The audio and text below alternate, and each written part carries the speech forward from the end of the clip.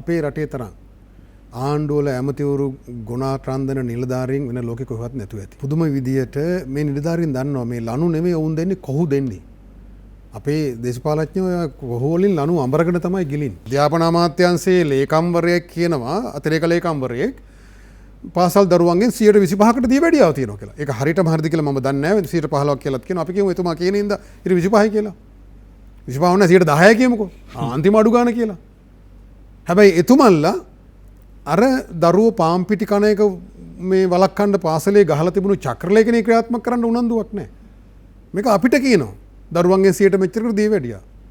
ඒතර මේ ආහාර සංස්කෘතිය වෙනස් කරන්න කිසිදු බැඳියක් තීමක් නැහැ. උදේට අපි ගිහිල්ලා බැලුවොත් ඔය මේ පේස්ට්‍රි කඩවල ඉතින් මේ අම්මලා කුඩා දරුවා අරන් එනවා හිස් පෙට්ටියකුත් එක්ක ප්ලාස්ටික් බනිස් එකක් කරන් දාලා ළමයි ඉස්කෝලේට ගිහින් දානවා. ඒතර මේ සංස්කෘතික ප්‍රශ්නයක් තියෙනවා. ඒකටත් අපි මේ ලෙඩ රෝග දැන් කොරෝනාවේදී අපි මොනවද කියන්නේ මහජනයාට කියන්නේ වෙනස් වෙන්න කියලා. චර්යාව වෙනස් කරගනින් කෙමුන් යන විදිහ වෙනස් කරගනින් උස්ම ගන්න විදිහ වෙනස් කරපන් මාස්ක් එක දාපන් මේ ඔක්කොම කියනවා. වාමාංශික පක්ෂවල මේ ගොවි ව්‍යාපාරවල නායකයෝ කතා කරේ සහල් මිල පහත දාන්න කියලා. හැබැයි එයාලට තේරෙන්නේ නැහැ සහල් මිල පහත දාපුවාම ගොවියා වැටෙනවා කියලා. සහල් මිල අඩු වෙන්න ඕනේ. ඒක අපි පිළිගන්න. හැබැයි සහල් මිල අඩු වෙන්න ඕනේ ගොවියා තලලා පෙරලා පල්ලහැට දාලා වලපල්ලට දාලා නෙවෙයි. මේ පාරිභෝගිකයා කියන්නේ අපිමනේ. මේක අඟහරු ලෝකයේ මිනිස්සු කොටසක් නෙමෙයි පාරිභෝගිකයා කියන්නේ. පාරිභෝගිකයා කියන්නේ මේ 100ක් මේ රටේ ජීවත් වෙන ගොවි ජනතාව 70%ක් වෙච්ච ගොවි ජනතාවත් ඇතුළත්. අයිබෝන් සුබ සන්ධ්‍යාවක් ප්‍රාර්ථනා කරන ඔබ සියලු දෙනාටම ඔබ එක්වන්නේ රංගිරි ශ්‍රී ලංකා රූපවාහිනියේ ජනප්‍රියම වැඩසටහන ඔබේ ජනප්‍රියම වැඩසටහන නින්නාද සජීවී සංවාදයේ සමගයි දෙහුරාවක් සත්‍ය දෙහුරාව සමග රැඳෙන්න අපට අවසරයි. අසත්‍යයට එරෙහිව දේශපාලන හඬ ජනතාවගේ දේශපාලන හඬ දේශපාලන සවිඥානිකත්වය රටට කියා දෙන වැඩසටහන බොහෝ දෙනෙක් ආදරය කරන වැඩසටහනක් බවට පත් වෙලා තියෙනවා. ඔබගේ ප්‍රතිචාර වගේම ඔබ අපට මහජනයාගේ පාර්ශවයෙන් මේ සංවාදයේ දිශාව පෙන්නනවා. රට වරද්ද ගන්න හැම වෙලාවකම පාර වරද්ද ගන්න හැම වෙලාවකම ජනතාවගේ සුබසිද්ධිය වෙනුවෙන් ඔවුන්ගේ යහපත වෙනුවෙන් පාර සකස් කරන අනාගත දේශපාලන දැක්ම දෘෂ්ටිය සකස් කරන වැඩසටහනක් නිසා අපි වැඩි හරියක් ඔබේ හදගැස්ම එක තමයි අපි ජීවත් වෙන්නේ. ඔබගේ සංවේදනා එක තමයි අපි ජීවත් වෙන්නේ. නිසා ඔබට බලපාන කුමන හෝ ප්‍රශ්නයක් දේශපාලනික වශයෙන් රටේ තිබෙනවා නම් ඒ ප්‍රශ්නය උඩට මතු කරලා ඒක මහජන සංවාදයක් බවට පත් කරලා ඒ සටනක් බවට පරිවර්තනය කරලා මහජනයාගේ පාර්ශවයෙන් එම සටන ජයග්‍රහණය කරලා ඒ දිනුම ජනතාව අතර අරන් දීම තමයි අපේ මූලික ඒකායන පරමාර්ථය බවට පත් වෙන්නේ. ඒ නිසා බොහොම එඩිතරව කාටවත් බය නැහැ. අපි ගැති නැහැ. ඒ බව අපි බොහොම ආඩම්බරයෙන් මතක් කරමින් අද දවසේත් රටේ දැවෙන සහ බහුතර ජනයා පීඩාවට පත්වන සහ පත්වීමට නියමිත ප්‍රශ්නයක් නව සොයා ගැනීමක් නව හඳුනා ගැනීමක් එක අපි සංවාදයේ ඔබට බාර කරන්න සූදානම් වෙනවා. ඔබ දන්නවා මේ රටේ දිගින් දිගටම කෘෂි කර්මාන්තය සම්බන්ධව විශේෂයෙන් වී ගොවිතැන සම්බන්ධව බත් කන මිනිස්සු රටේ ඉන්නවා නම් මේක හරියට හොඳටම දැනෙනවා කියලා අපි විශ්වාස කරනවා. මේ වී ගොවියාගේ ප්‍රශ්නේ සම්බන්ධව අපි දිගින් දිගටම යම් සංවාද ඔබට ගෙන්න උත්සාහ කරා. නමුත් හැබැයි ඒ සංවාද නෙවෙයි දැන් අද අපට කරන්න වෙලා තියෙන්නේ වී ගොවිතැන සහ වී ගොවියාට එරෙහි වෙනත් දේශපාලන බලවේග සැලසුම් ආර්ථික සැලසුම් බලවේග ඔහු වටා ගොවියා වටා ගොවිතැන වටා කැරකවීම තිබෙනවා. මෙම කැරකවීම කෙලවර අවසානයේ ගොවියාත් ගොවිතැනත් මේ රටින් අතුරුදහන් කරමින් මේ සමස්ත භූමිය කාටගේ හෝ උමනාව මත ක්‍රියාත්මක වෙයි දුකින්න සැකය ජනතාවට ඇවිල්ලා තියෙනවා. මේ සංවාදයේ හැබැයි ඒ තරමටම ඇතැම් උදවියට මතුවෙලා නැති වෙන්න පුළුවන්. අපි ඍජු ඒ නිසා අපි කතා කරන්න කැමති අද දවසේ වී ගොවියාට එරෙහි නව කුමන්ත්‍රණයක් තිබේද කියන කාරණය. මේ ගැන කතා බහ කරන්න අපි ආරාධනා කළේ දේශීය තයිසී ජාතික ව්‍යාපාර ප්‍රධාන ලේකම් වෛද්‍ය වසන්ත බණ්ඩාර මහත්මයා අයිබෝන් කියලා පිළිගන්නවා දවසෙත්. හෙත් එකම අපි මේ සම්බන්ධව සටනක් තියෙනවා මේ වෙලාවේ. සටන් බිමේ ඉන්න සටන් නායකයෙක් ඉන්නවා. ජාතික ගොවි ජන එකමුතුවේ සභාපති අනුරාධ තෙන්නකෝන් මහත්මයා ඒ සටනට නායකත්ව දෙමින් පනපෝමින් ඉන්නවා බිමේ. අපි අයිබෝන් කියලා පිළිගන්නවා ඔබවත්. අපි කැමති වී ගොවියාට එරෙහිව නව කුමන්ත්‍රණයක් තිබේද වෛද්‍ය වසන්ත බණ්ඩාර මහත්මයා මේ කතාව ඇතුළේ කියවනවා නව කුමන්ත්‍රණයක් තිබේ නම් තවත් කුමන්ත්‍රණ ගොවියාට එරෙහිව ඉතිහාසයේ තිබුණාද? ඒ ඓතිහාසික හඳුනා ගැනීමත් එක්ක අපි අලුත් සටනට එමු. ඔව් ගාමගේ මැතිතුමා ඔබතුමා ඉතින් නිවැරදිව මේ මාතෘකාව තේරුවා කියලා මම හිතනවා. මේ නව කියන වචනය ඊටම සුදුසුයි. මේ කුමන්ත්‍රණයේ දීර්ඝ කාලයක් තිස්සේ තිබුණු එකක්. එදා ඩී.එස්. රණනායක මැතිතුමා යටතේ මේ මහා පරිමාණ වාරි ව්‍යාපෘති ආශ්‍රිත ජනපද ගොඩනගලා ඒ එක්තරා විදියක කුෂ්කර්මාන්තේ නැගී සිටීමක් සිදු වුණ වකවානුවක් තිබුණා. ගොවි ජන පනත ගෙනල්ලා අද ගොවියා ආරක්ෂා කරන්න නීතිමය ක්‍රියාමාර්ග ගත්තා. විවිධ දිරිගැන්වීම් වී අලුවේ මණ්ඩලයේ පිහිටෙව්වා. වී මිලදී ගන්න. ඒ ආදී වශයෙන් ගොවි ජන බැංකුව එහෙම විවිධ උපාංග නීති රාමු මේ වී ගොවිතැන ආරක්ෂා කරන්න සහ ගොවියා ආරක්ෂා කරන්න දීර්ඝකාලීනව යම් ක්‍රියාමාර්ග ප්‍රමාණයක් ගනිමින් තිබුණා. ඒ ආපු ගමන විශේෂයෙන්ම 77න් පස්සේ ආපසු හරවන තත්ත්වයක් තිබුණා. කුඹුරු ගොඩ කරන්න ඕන. කුඹුරු වල වෙනත් නාගරික සේවා ආශ්‍රිත ව්‍යාපාර ආරම්භ කරන්න ඕන. ඊළඟට ඔබ හිතන්න පසුගිය කාලේ කුසිකර්ම දෙපාර්තමේන්තුවේ වෙබ්සයිට් එකේ තියෙනවා යල්කන්නේ වී වගා කරන්න එපා කියලා. යල්කන්නේ වී වගාව අධෛර්යමත් කරන්න. ඒතර අධෛර්යමත් කරලා මේ වෙනත් අතුරු භෝග පවන්න. එතකොට වාරි මාර්ග දෙපාර්තමේන්තුවේ යම් නිලධාරීන්ගේ දැනුවත්භාවය ඇතුව වතුර නිදහස් කිරීමේ ඒ කාලරාමු වෙනස් කරලා ගොවියා අමාරු වැටෙන විදියට ඒවා ක්‍රියාත්මක කරලා වී ගොවිතැන අධෛර්යමත් කරන්න ක්‍රියාමාර්ග රාශියක් ගත්තා. ඒ සමහර දේවල් කූට කුමන්ත්‍රණකාරී විදියට සමහර දේවල් නීති අනුකූලව ප්‍රතිපත්තිමය තීන්දුව අරගෙන කළේ. ඒතර දැන් මේ දේවල් නිවැරදි කරනවාය කියලා දැන් මේ කරන පියවර වලින් අර අපිට සාමාන්‍යයෙන් ඇසට පෙනෙන නරකයි කියලා අපිට පෙනෙන දේවල් සිදු නොවුනට ඊට වඩා බරපතල විදියට වෙළඳ පොළ තුල ඇති කරන මිල විකෘතියක් කරා විශාල මේ ප්‍රශ්නයක් ඇති කරලා තියෙනවා. ඒ කියන්නේ උඩින් වෙළඳ පොළේ හුස්ම හිර කරපුවාම පහළ ගොවියාගේ හුස්ම හිර වෙන විදියට. ඒතර බැලූ බැලමට ගොවියාගේ බෙල්ලෙන් නෙමෙයි අල්ලන් ඉන්නේ. සමහරට මේක පෙන්වනවා මේ ඩඩ්ලි සිරිසේන මහත්තයාගේ එහෙම නැත්නම් මේ මහා මෝල් හිමියන්ගේ බෙල්ල තමයි මිරිකන්නේ කියලා. හැබැයි අවසානයේ හුස්ම හිර වෙලා තියෙන්නේ ගොවියාගේ. يعني වී සහල් මිල අඩු කරනු කියලා සටන් පාටයක් ගෙනලා මේ වාමාංශික පක්ෂ පවා සහල් පොළවෙන් හාරලා ගන්නව නම් හරි වෙනත් ආකාරයකට පිට රටින් ආනයනය කරන දෙයක් හරි නම් ඒකේ කොමිස් ගහලා එහෙම නම් මිල වැඩි වෙලා තියෙන්නේ ඒක මිල අඩු කරනු කියලා සටන් පාටේ හරි. දැන් මේ සහල් නිෂ්පාදනය කරන්නේ ආරම්භ කරන්නේ ගොවියා මේ වී වගාවෙන්. ඔව්. එතකොට සහල් වලට සාධාරණ මිලක් නැත්තම් මිනිස්සු සාධාරණ මිලකට සහල් කන්න සූදානම් නැත්තම් අවසානයේ වී ගොවියාගේ තමයි බෙල්ල ඉර වෙන්නේ. වී ගොවිතැන තමයි අධෛර්යමත් වෙන්නේ. ඒතර දැන් මේවා නිවැරදි කරනවායි කියලා මේ ගන්න ක්‍රියාමාර්ග හරහා යම් ආර්ථික ඝාතක නිලධාරීන් පිරිසක් මේක පිටිපස්සේ ඉන්නවා. මේ මිල හිර කිරීම හරහා වෙළඳ පොළ තුල ඇති කරන මිල විකෘතිය හරහා වී ගොවියාට පවතින්න බැරි මේ කුඩා මෝල් පද්ධතියට පවතින්න බැරි ආකාරයේ අර්බුදයක් ඇති කරලා තියෙනවා. දැන් මම ඔබතුමාට හොඳම උදාහරණයක් කියන්නම් ආරම්භයේදීම අපි ඊයේ ගියා මේ කන්තලේ ප්‍රදේශයේ වී මිලදී ගැනීම තත්ත්වයන් බලන්න ගොවීන් හම්බුණා, කුඩා මෝල් හිමියන් හම්බුණා, සම්පකාර සමිතියවල සභාපතිවරුන් හම්බුණා. දැන් එතුමන්ලා අපිට දුන්න මේ කොලයක් බන්දුල ගුණවර්ධන මහත්තයාගේ මේ ගැසට් එකක් නෙවෙයි චක්‍රලේඛන නිවේදනයක් නිකුත් කරනවා. සමූපකාරවලට මෙන්න මේ මිල ගණන් එතුමා මේ තොග වෙලෙන්දන්ගේ මිල මේ එතුමා එකඟතාවයක් ඇති කරගෙන මාස 3ක කාලයකට මෙන්න මේ ගණන් වලට තමයි විකුණන්න ඕන කියලා. මෙන්න කියනවා සුදු කැකුළු සහල් 91ට ගන්න ඕන 91ට දෙනවා කියලා කියනවා එතුමා දෙන පිරිසක් ඉන්නවා කියලා කියනවා 93ට විකුණන්න ඕන. හරි රුපියල් 2යි. ඒතර සම්පකාර සභාපතිවරයා කියනවා මේ මිලට අපිට දෙන්න බෑ. ඒතර මම අහුවා සම්පකාර සභාපතිතුමාගෙන් ඔබතුමාලා ඇයි ගොවීන්ගෙන් වී මිලදී ගන්න උනන්දු වෙන්නේ නැත්තේ?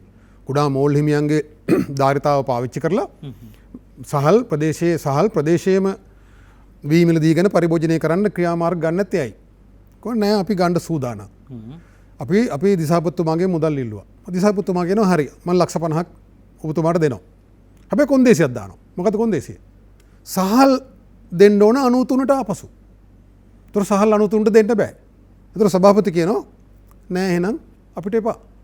අපිට මේ ගානට මේ සල්ලි වලින් මේ ගානට වී මිලදී අරගෙන 93ට දෙන්න බෑ.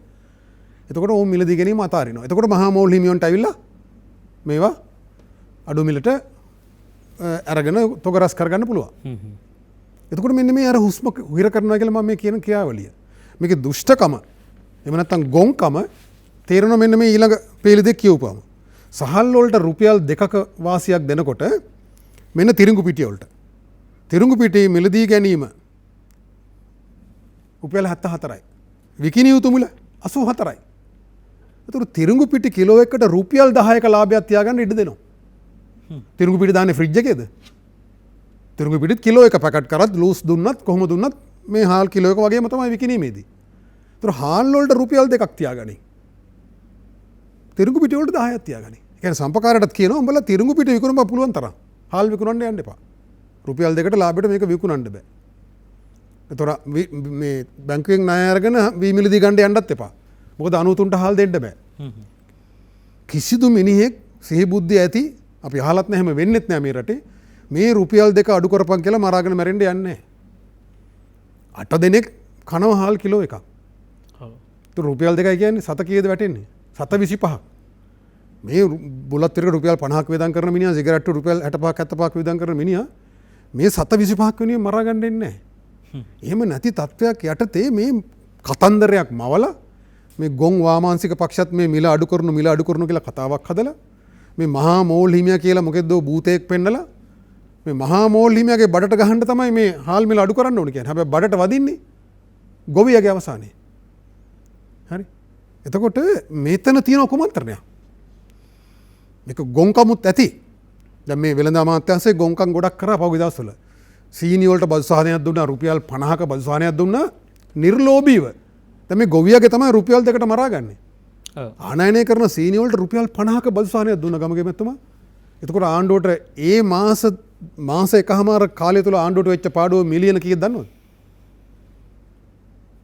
මිලියන කීයද? මිලියන 13000ක්. අවුරුද්දකට ගත්තොත් එහෙම මිලියන ඒ මිලේ තිබ්බොත් මිලියන 33000ක් ආණ්ඩුවට පාඩු වෙනවා. එහෙම නිර්ලෝභීව සහන දෙනවා. හැබැයි සීනි අඩු වුණාද? සීනි 85ට දෙනවක අඩු වුණාද? නැහැ. දැන් මේ ඒ ගැසට් ගහපු බන්දුල ගුණවර්ධන මහත්මයාම කියනවා සීනි කීයටද විකුණන්නේ කියන්නේ 98යි 99යි. එතකොට මොකද එතුමා ගැසට්ටුවට උනේ? ගැසට්ටුව ආවලංගුණ ඉල්ලාස් කරගත්තා. පොල් වලටත් එහෙමයි. ප්‍රශ්න වලට විසඳුම් හොයනවා මේ ගැසට් ගහලා මිල අඩු කරන්න පුළුවන් කියලා. ගැසට් වලින් කොළ කෑලි වලින් අඩු කරන්න හදුවට අඩු කරන්න බෑ කියලා පේනවා. පොල් වලින් කම්බිය රවුමකුත් හදලා පොල් මිලක් දැම්මා. කරාද? ඒකත් අයින් කරගත්තා. සීනි ගැසට් එකත් අයින් කරගත්තා. ලූණු ගැසට් එක. Salmon gazette. ඔක්කොම අයින් කරගත්තා. හරි. ඉතින් දැනුත් කියන්නේ හාල් වලට රුපියල් 2ක් වෙනුවෙන් මරාගෙන මැරියන් තිරිඟු පිටවල රුපියල් 10ක් දීපන්. ඉතින් මේ කුමන්ත්‍රණයක් නෙවෙයි නම් ගොංකමක් කියලා කියන්න පුළුවන්. හැබැයි ඉතින් ගොංකම කරන්නේ මේ එක මිනිහෙක්ද කරන්නේ? මේ මහා නිලධාරීන් පිරිසක් භාණ්ඩාගාර නිලධාරීන් ජනාධිපති ලේකම්ලා මේ ඔක්කොම එකතු වෙලා මේව කරන්නේ. ඉතින් අපි පැහැදිලිව කියනවා ගමගේ මැතිතුමා මෙතන පාරිභෝගිකයව පෙන්නලා මහා මෝල් හිමියා කියලා භූතයෙක් පෙන්නලා මේ කරන්නේ මේ රටේ ආහාර සුරක්ෂිතතාවය විනාශ කරන්න වී ගොවිතැන වට්ටලා වී ගොවියාගේ බඩට ගහලා මේ වී ගොවියා මේ වී ගොවිතැන අතහැරන තැනට දැනටමත් තරුණ පරම්පරාව වී ගොවිතැන කරන්න සූදානම් නැහැ. මේ අහිංසක අර පරණ පරම්පරාවේ ගොවීන් ටික විතරයි මේක එල්ලිලා ඉන්නේ. මේ ඊටාම දුකසේ අපි ඉස්සරහට කතා කරමු. අපි ගණන් හදලා බලුවා මේ අනුරාධ මහත්මයා මේ කුසකාරණ දෙපාර්තමේන්තුවේම මේ වයින් ගණන් හදලා බැලුවා වී ගොවියට හම්බෙන්නේ අක්කර 2කමාරක් තියෙන ගොවියෙකුට දවස් 120ක් වැඩ කරොත් එහෙම දවසට රුපියල් 600යි හම්බෙන්නේ. 600යි. දල වශයෙන්. එහෙම නේද? දල වශයෙන් රුපියල් 600යි දවසකට හම්බෙන්නේ. ඒ දරුවෝ ඔක්කොම වැඩ කරලා මුළු පවුලට මේ 600 හම්බෙන්නේ. හැබැයි වතුකම් කරුවට 1000ක් දීපන් කියලා මරාගෙන මැරෙනවා. වතුකම් කරුවෝ දෙන්නෙක් වැඩ කරාම නෝනයි මහත්තයයි දෙන්නටම 1000 ගානේ හම්බෙනවා. ඒතර එතනත් අපි ඒක අනුමත කරනවා 1000 දෙන්න කියලා ප්‍රශ්නයක් නැහැ. හැබැයි ඒ අනුකම්පාව ගොවියා ගැන නැහැ. ගොවියට ගෙන උඹ 600ක් කරන් ජීවත් වෙනවා. වී වලට රුපියල් 2ක් වැඩිපුර ඉල්ලන්න එපා. ඒතර මොකද්ද මේක කුමන්ත්‍රණයක් නෙවෙයි නේද මොකද්ද? අපි ඒ නිසා ඔබතුමාගේ මාතෘකාව ඉතාම නිවැරදි කියලා අපි කියනවා. අපි හිතනවා දැන් මේ අපිව ජීවත් කරනවා කියලා ගෙල සිර කරනවාද එහෙම නැත්නම් ගෙල සිර කරනවා කියලා ගෙල සිර කරනවාද?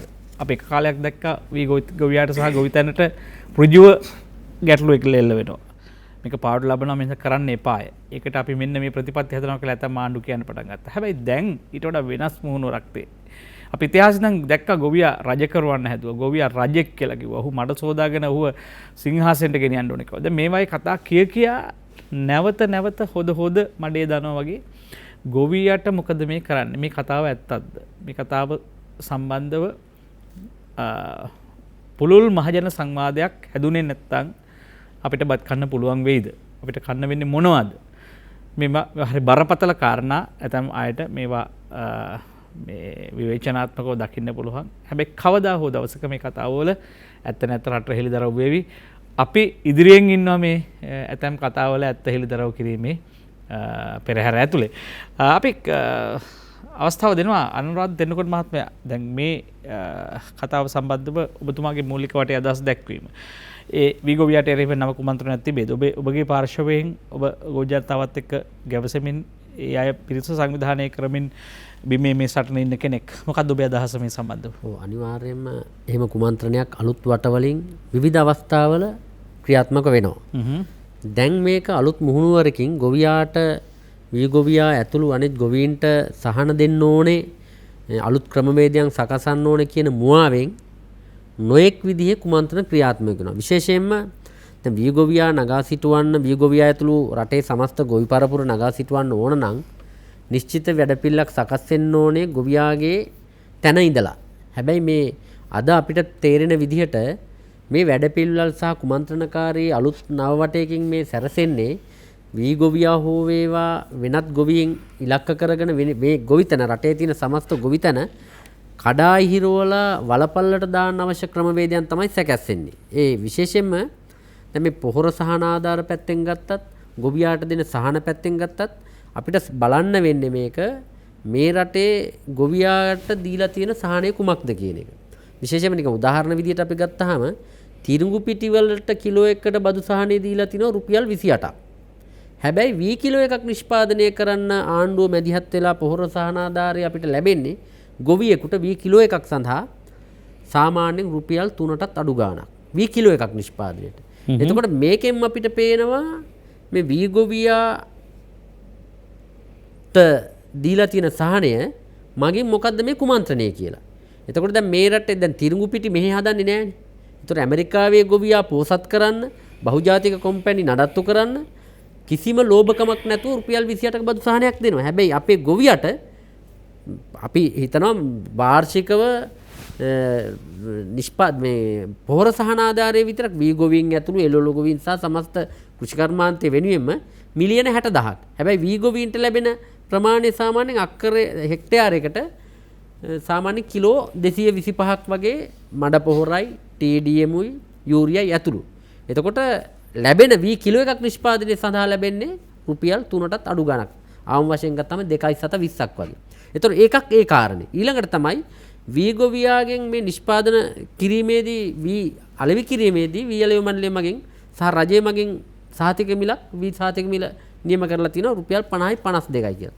හැබැයි අනික් පැත්තකින් රජය විසින්ම හිතාමතා මේ අපේ වෛද්‍ය වසන්ත බණ්ඩාර මැතිතුමා කිව්ව පරිදිම ආර්ථික ඝාතක නිලධාරීන් මේ වී මිලදැයි ගැනීම සඳහා සමහර වෙලාවට කල් මරනවා යාන්ත්‍රණයේ සැකසීම් පිළිබඳව. විශේෂයෙන්ම කෘෂිකර්ම අමාත්‍යවරයා වන මහින්දානන්ද අලුත්ගම මැතිතුමාට ලොකු ඌමනාවක් තියෙනවා අපිට ඒක දැනෙනවා. මේ නිශ්චිත විදිහට යාන්ත්‍රණයක් හදලා මේක ක්‍රියාවට නගන්න. හැබැයි ඉහළ ඉඳන් මහා භාණ්ඩාගාරයේ ඉඳන් ඊළඟට ජනාධිපති කාර්යාලයේ ඉන්න ඔය ලේකම්වරු පවා සමහර වෙලාවට මේකට ඉඩ දෙන්නේ නැද්දෝ කියන සැකේ අපිට තියෙනවා. ඒ නිසා තමයි අපි කියන්නේ මේ කුමන්ත්‍රණ ක්‍රියාත්මක වෙන්නේ අලුත් වටයකින් අලුත් විදිහකින් කියලා. බොහෝ දුරට දැන් මේ වෙනකොට කුරුණෑගල දිස්ත්‍රික්කයේ ගොයන් කැපිලා හමාරයි. හැබැයි කුරුණෑගල දිස්ත්‍රික්කයේ මං හිතන්නේ මහින්දානන්ද අමාත්‍යවරයා කියපු විදිහට අඩු ගානේ වී මෙට්‍රික් ටොන් 2ක්වත් මිලදී ගන්න පුළුවන් වුණාද කියලා කුරුණෑගල දිස්ත්‍රික්කයේ. ඊළඟට සේරුවාවිල ත්‍රිකුණාමල පැත්තේ ගොයන් කැපෙනවා. හැබැයි යාන්ත්‍රණයක් සකස් වෙලා නැහැ. දැන් ලබන සතියේ වෙනකොට පොළොන්නරුව අනුරාධපුර සහ සියලු පළාත්වල කුඹුරු කැපෙනවා. ගොයන් කැපෙනවා. හැබැයි වී මිලදී ගැනීම යාන්ත්‍රණයක් තාම නැහැ. දැන් කොහොමද අපි අහන්නේ වී මිලදී ගන්න රජය මැදිහත් වෙනවයි කිව් ප්‍රමාණයෙන් රජය මැදිහත් වෙලා තියෙනවද? හැබැයි අනිත් පැත්තෙන් මහින්දානන්ද අමාත්‍යවරයා ඊයේ පෙරේදා මාධ්‍ය සාකච්ඡාවක් හැඳවලා කියනවා වී කිලෝ 1000ක් දුන්නේ නැත්තම් අපි ඊළඟ පාර පොහොර සහනාධාරය දෙන්නේ නැහැ කියලා. එහෙම තර්ජනයක් පහුගිය දවස්වල අද පත්තරවල පුවත්පත්වල එහෙම පළ වෙලා තිබුණා. එතුමාගේ කතාවේදී ප්‍රසිද්ධියම කියනවා මාධ්‍ය සාකච්ඡා කියලා වී ගොවියා වී කිලෝ 1000ක් වී අලෙවි මණ්ඩලයට දුන්නේ නැත්තම් ලබන සතියේ පොහොර සහනාධාර දෙන්නේ නැහැ. කෘෂි රක්ෂණ අරමුදල් කපනවා පවා. මම කියන්නේ අමාත්‍යවරයා විදිහට මේක කරන්න දැන් අමාත්‍යවරයාට උවමනාව තිබුණාට ඉහළින් මුදල් ප්‍රතිපාදන වෙන් කරන්නේ නැත්තම් විධිමත් ක්‍රමවේදයක් සකසලා නැත්තම් ගොවියා කොහොමද වී ටික දෙන්නේ? මෙන්න මේ සියලු කාරණාත් එක්ක අපිට වැටෙන්නේ අනිවාර්යයෙන්ම අලුත් වටයකින් මේ වී ගොවියා වී ගොවිතැන පහලට දාන්න වලපල්ලට යවන්න සංවිධානාත්මක විදිහට රාජ්‍ය මැදිහත් වීමකින් ඉහළ රාජ්‍ය මැදිහත් වීමකින් ආයතන මට්ටමින් කුමන්ත්‍රණයක් දියත් වෙනවාදෝ කියන සැකේ තියෙනවා. ඒ අතරදී තිරුඟුපිටි සහ මහා පරිමාණ සමාගම් වලට සහන දීමේ තුලත් ඒක පැහැදිලිවම අපිට පේන්න තියෙනවා. ඔව් අපි මේ සම්බන්ධව ඔබගේ පාර්ශවයෙන්ුත් අපි කරුණු ඉස්සරහට දිගින් කතා බහ කරන්න පුළුවන්. ඒ සම්බන්ධව ගැටලු සහගත තැන් තියෙනවා, ප්‍රශ්න කළ යුතු තැන් තියෙනවා. වෛද්‍ය වසන්ත බණ්ඩාර මහත්මයා දැන් මෙතුමා කියන හැටියට එකක් තමයි මිලදී ගැනීමේ යාන්ත්‍රණයට දැන් අපි දිගින් දිගටම හැම වර්ෂයකදීම ගොවිතැන්න වී කපන්න ලෑස්ති වෙන තමයි මේ ප්‍රශ්නේ ඇදලා ගන්න. එතකොට වී වවන්න ගන්නකොට පොහොර සහනාධාර ප්‍රශ්නේ. ඒතකොට ආණ්ඩුව මේ ආණ්ඩුවත් පුළුවන් විදිහට මේ ගොවියාව ගොඩ දාන්න අදහසින් නෙවෙයිද මේ දැන් පොහොර සහනාධාරය නැවත දෙන්න තීන්දුව කළා. ඊට පස්සේ පෙරට වඩා පසුගිය අවසාන භාගයේදී යුද හමුදාව මැදිහත් වෙමින් පවා මේ මිලදී ගැනීමට උනන්දු වුණා. ඇතැම් ප්‍රමාණයක් මිලදී ගත්තා. දැන් මේ වගේම පේන්නේ කිසියම් මේක කිසියම් ක්‍රමයකට හැඩගස්සන්න හදන ක්‍රමය නෙවෙයිද මේ. දැන් කෙනෙකුට මේක එහෙම විවේචනයට ලක් කරන්න පුළුවන්. නමුත් මේ වගේ අපිට මේක හිතා ගන්න බැයිද මේක කිසියම් පිළිවෙලකට ගේන්න හදනවා කියලා. නෑ මේවා පොඩි සිල්ලර දුප්පත් වැඩ. මේ වගේ මේක ගොඩ දාන්න බෑ. මේ රටේ වී ගොවිතැනේ ස්වර්ණමය යුගයක් තිබුණා 70 දශකයේ. ඒ යුගයේ මේවා සිදුවෙච්ච ආකාරය අධ්‍යයනය කරොත් මේකේ ගමගේ මැතිතුමා රජය මේ ගොවියගේ වී ඔක්කොම මිලදී ගන්න යන්න ඕනේ නැහැ. එහෙම අවශ්‍යතාවයක් නැහැ. රජයේ වගකීම් දෙකක් තියෙනවා. එකක් මිල වැටීම වළක්වන එක. වෙළඳපොළට ඕන දෙයක් කරගන්න ඉඩ ඇරලා ඉන්න නම් රජයක් ඕනේ නැහැ. රජයේ මැදිහත් වෙන්න ඕන කූට වෙලෙන්දන් හරි මෝල් හිමියවරි මිල වට්ටන උපාය මාර්ගයක් ක්‍රියාත්මක කරනවා නම් ඒකට රජයේ මැදිහත් වෙලා ඒක වළක්වන්න. ඒකට යාන්ත්‍රණයක් රජයට තියෙන්න ඕනේ. එහෙම නැත්නම් රජයක් වැඩක් නැහැ. දෙවෙනි කාරණය තමයි බෆර් ස්ටොක් කියන එක. ඒ කියන්නේ ආරක්ෂණ තොගය. මොනම හරි කුමන්ත්‍රණයකින් හරි සහල් සංගවල හරි මොනවා හරි ප්‍රශ්නයක් ඇති කරාම නියඟයක් හරි හදිසි ආපදා තත්වයකදී යම් සහල් ආනයනය කරන කාලය හරි එහෙම නැත්නම් යම් ක්‍රියාමාර්ග ගන්නකම් කාලය තුල රටේ ජනතාවට අවශ්‍ය සහල් ප්‍රමාණයක් දල වශයෙන් මෙට්‍රික් ටොන් ලක්ෂ 180ක් විතර ඕන වෙනවා මේ පරිභෝජනය මේ කියන්නේ මාසික පරිභෝජනයේ එතකොට මේ 1,80,000ක් විතර මෙට්‍රික් ටොන්. එතකොට අපි දල වශයෙන් එහෙමනම් මාසයකට අවශ්‍ය සහල් ප්‍රමාණය හරි රටට ආණ්ඩුව සතුව තියෙන්න ඕන. ඒතර ආණ්ඩුව ඒ බෆර් ස්ටොක් එකක් මේන්ටේන් කරන්න අවශ්‍ය පහසුකම් ගබඩා පහසුකම් ඔක්කොම ආණ්ඩුවට තියෙනවා. ඒතර මේ ගොවියාට සාධාරණ මිලක් ලැබෙනවා නම් ගොවියා මේ ණය බරින් මුදවා ගන්න ක්‍රමවේදයක් තිබෙනවා නම් යාන්ත්‍රණයක් තිබෙනවා නම් මේ ගොවියා කලබලයේ වී ටික විකුණන්න උත්සාහ කරන්නේ නැහැ. වෙනත් හේතු තියෙනවා මේ වෙලාවේ. දැන් ඉස්සර වගේ අර ගොයන් කපලා ගොයන් වේලෙන් ඇරලා ඊට පස්සේ ගොයන් පාගලා වී ගැනීමේදී අර තෙත ගතිය එන්නේ නැහැ. දැන් හැබැයි එකවර මේ යන්ත්‍රානුසූරව ගොයන් කැපීමේදී නවීන යන්ත්‍රානුසූර කැපීමේදී ඒකේ වරදක් නෙමෙයි මං කියන්නේ. ඒකේ තියෙන ප්‍රශ්න ටිකක් තියෙනවා විසඳන්න ඕන. ඒ නිසා තෙත වී විශාල ප්‍රමාණයක් කෙටි කාලයක් තුල එකතු වෙනවා. එතකොට ඒවා වේලාදීමේ වේලා ගැනීමේ ප්‍රශ්න එනවා. ඉතින් ඒ නිසා තෙතවී මිලදී අරගෙන වේලීමේ ක්‍රියාදාමයේ හරහත් මහා මෝල් හිමියන් ගොවියත් එක්ක යම් වැඩවසන් සම්බන්ධයක් හදාගෙන තියෙනවා. ඒගොල්ලෝ තෙතවී මිලදී ගන්න හින්දා යාට ඒක දෙන්න වෙනවා. ගොවියට මේක කරගන්න බැරි නිසා. ඉතින් ඒකටත් රජය යම් දේවල් මැදිහත් වෙන්න ඕන, ඒක වෙනම කාරණයක්.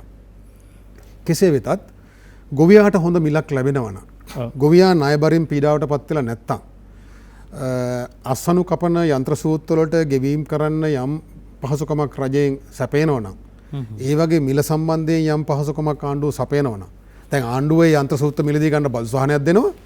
ඒ බදු සහනය සම්පූර්ණයෙන් එකතු කරලා තමයි අරක විකුණන්නේ. ඒ යන්ත්‍ර සූත්‍ර මිලදී ගන්න මිනිහට මේ සමාගම් වලින් ආණ්ඩුව ඒ ගැන බලන්නේ. ඒ නිසා මේ ගෝයන් කැපීමේ වියදමත් වැඩි වෙලා තියෙනවා. ඒක වෙනම කාරණයක් මම කියන්නේ. එතකොට ගොවියා කැමති, ගොවියට හොඳ අස්වැන්න හම්බ වෙනවා නම්, ගොවියට ස්ථිර මිලක් හම්බ වෙනවා නම්, ණයබරෙන් පීඩාවට පත් වෙලා නැත්තම්, ගෙදර නිදන කාමරේ හරි වී ටික ගබඩා කරගන්න ගොවියා කැමති. ඒක ගොවියට ආශිර්වාදයක්. ගොවියා ඒක ආඩම්බරයක්. ගොවියා ගෙදර නිදන කාමරේ වී ටික ගොඩ ගහලා ස්තෝපිය බුදියන ආඩම්බරේ. එහෙම ප්‍රශ්නයක් තිබුණේ නැහැ. මේ මුළු රටේම ගොවීන්ගේ වී මිලදී අරගෙන ගබඩා හන්දිවල තියෙන නගරේ ගබඩාවල ගබඩා කරන්න ඕනේ නැහැ. මේ රටේ හැමදාම ගොවියා ගාව වී තිබුණා. ගොවියා ටික ටික වෙළඳ පොළට ඉදිරිපත් කරේ. ඒතර වෙළඳ පොලේ වී හදිසියේ කෙටි කාලීනව වැඩි වීමක් සිද්ධ වෙන්නේ නැහැ. ඒතකොට මිල වටන්න බෑ. එහෙම වුණාම තමයි මිල වටන්න පුළුවන්. ස්ථාවර මිලක් දුන්නා නේ ආණ්ඩුවෙන්. ඒක තමයි. මෙන්න මේ මිල ප්‍රශ්නේ විසඳන්න නැතුව වී වලට සාධාරණ මිලක් ඊට ගැළපෙන ආකාරයට කුඩා මෝල් හිමියට පවතින්න පුළුවන් වෙන විදියට, මහා මෝල් හිමියාගේ ඒකාධිකාරයට යටත් නොවන විදියට සහල් වෙළඳ පොලේ පවතින්න පුළුවන් වෙන සහල් මිලක් පනවන්න ඕන. ඒ සහල් මිල මෝල් කාර්යයන්ට පනවන්න දීලා හරියන්නේ නැහැ. ඒ සහල් මිල ආණ්ඩුවෙන් පනවන්න ඕන. වී වලට සාධාරණ මිලක් ගෙවන්න ඕන. මේ දෙක කරන්නේ නැතුව මේ ගබඩා පහසුකම් වැඩි කරන්නයි ආණ්ඩුව මිලදී ගන්නයි. දැන් ආණ්ඩුව මිලදී ගන්න ඕනේ නැහැ කියලා පෙවුනනේ මේ සැරේ. දැන් මේ සැරේ ආණ්ඩුවට දැන් කියනවා අපිට වී දුන්නේ නැත්තම් පොර සනද දෙන්නේ නැහැ කියලා. ඒක පිස්සුවක් නේ. කලින් කිව්වේ මේ ආණ්ඩුව මිලදී ගන්න නැති හින්දා ප්‍රශ්නයක් කියලා. දැන් ආණ්ඩුව කියනවා ආණ්ඩුවට වී මිලදී ආණ්ඩුවට දෙන්න නැති හින්දා ප්‍රශ්නයක් කියලා. එහෙම වෙන්න බෑනේ. ඒතර ආණ්ඩුව ඕනවට වඩා මැදිහත් වීමක් කරන්න ඕනේ අර මිල ප්‍රශ්නේ විසඳනවා නම්. ඒක විසඳන්නේ නැතුව අනික් සියල්ල කරන්න, ගොවියට තර්ජනය කරන්න, පොර සනදාරය දෙන්නේ නැහැ කියන්න, මේ ගොවි ජන සේවා දෙපාර්තමේන්තුව සම්බන්ධ කරගෙන වීමයින්ද ඒක ඕනේ නැති වැඩන්නේ. දැන් සහල් වලට ස්ථාවර මිලක් නිකුත් කරලා නැද්ද වෙළඳ අමාත්‍යවරයා? ඒ මිල ක්‍රියාත්මක කරන්න බැරි මිලක්. ඔබ හිතනවාද මේ කියන ගණන් වලට රුපියල් 93ට හාල් දෙන්න පුළුවන් කියලා? එහෙම දෙන්න පුළුවන් ඉන්නේ ගොවියාගේ බෙල්ල මිරකලා අඩු මිලට සහල් ගත්තොත්. මම මේ කියන්නේ මේ නිශ්චිත මොහොතේදී අඩු මිලට මහා මෝල් හිමියන් වී ගත්තට පස්සේ සහල් මිල වැඩි කරන්න කියලා නෙමෙයි මම කියන්නේ. මේක රටේ සමාජයේ සාකච්ඡා වෙන්න ඕනේ. ගොවියාට රුපියල් 50ක සහත මිලක් මදි. මා කිව්වේ ගොවියට රුපියල් 600ක් තමයි දවසකට හම්බෙන්නේ අක්කර 2කමාරක් තියෙන ගොවියෙකුට. ඔව්. ඒතර ඒක වැඩි කරන්න නම් වී වලට සාධාරණ මිලක් ගෙවන්න ඕන. වී වලට රුපියල් 60ක් ගෙවලා කිසිදු ප්‍රශ්නයක් නැතුව නාඩු සහල් රුපියල් 110ට දෙන්න පුළුවන්. එතකොට කුඩා මෝල් හිමියට පවතින්න පුළුවන්. ගොවියටත් වී හැටට විකුණනවා වෙනුවට ගෙදර වී තම්බලා කොටලා කුඩා පරිමාණයෙන් මෝල් වලට දාන්න. එහෙම ගොවීන් පිරිසක් කලින් හිටියා, දැන් ඒක කරන්නේ මේ මිල ප්‍රශ්නේ හින්දා. එතකොට වෙළඳ පොළ තුල කාර්යක්ෂමතාවය වැඩි වෙනවා. මහා මෝල් කීපයකට යටත් වෙන්න සිද්ධ වෙන්නේ නැහැ. ඒක කරන්න නම් සාධාරණ මිලකට වී මිලදී ගන්න ඕන. අපි කියන්නේ රුපියල් 60ක් විය යුතුයි කියලා. සහල් වලට වෙළඳ පොළට පවතින්න පුළුවන්, කුඩා මෝල් හිමියන්ට පවතින්න පුළුවන් සහල් ව්‍යාපාරයේ ලාභදායී වෙන ආකාරයට මිලක් පනවන්න ඕන. මේක මහජනය එක්ක කතා කරනවා නම්, ජනාධිපතිතුමා හරි වගකියුතු නිලධාරියෙක් හරි මේක කතා කරනවා නම්, ජනයාත් එක්ක සාකච්ඡා කරනවා නම් මේ වී ගොවිතැන පවත්වාගෙන යන්න ඕන. එහෙ නැත්නම් අපේ රටේ ආහාර සුරක්ෂිතතාවය කඩා වැටෙනවා. අනාගතය අඳුර වැටෙනවා. ගොවියාගේ ජීවිතය කඩා වැටෙනවා. ගොවිපවුල් ලක්ෂ 20ක. අපි ඒ නිසා මේක රැකගන්න රුපියල් 60ක් ගෙවමු. හැබැයි 60ක් ගෙවුවම අපිට කණ්ඩ වෙන්නේ 110ට. ඒ ගානට අපි කමු. දැනුත් කනවන 110ට. අතරමැදියෝ ගසා කාලත් අයත් අපි කන්නේ රුපියල් 110ට. එහෙනම් සාධාරණව ගොවියට සාධාරණයට කොල්ල 110ට කෑවම මොකද වෙන්නේ? ඒ සාකච්ඡාව මෙතන නැහැ. මේ ආර්ථික ඝාතක නිලධාරීන් කීප දෙනෙක් මාර කියුම් විදිහට මිල පහත දාලා ඒකට ආශිර්වාද කරන මෝඩ වාමාංශික පක්ෂ ටිකකුත් ඉන්නවා. ඒක කිසි දෙයක් දිගපල්ලක් ගැඹුරක් හොයන්න නැතුව අඩු මිලට හාල් දීපන් කියලා. අනික හැමදේම වැඩි වෙලා ඇපල් ගෙඩියද අරකද මේකද රුපියල් 50 60ට කනවා. ඒක ප්‍රශ්නයක් නැහැ.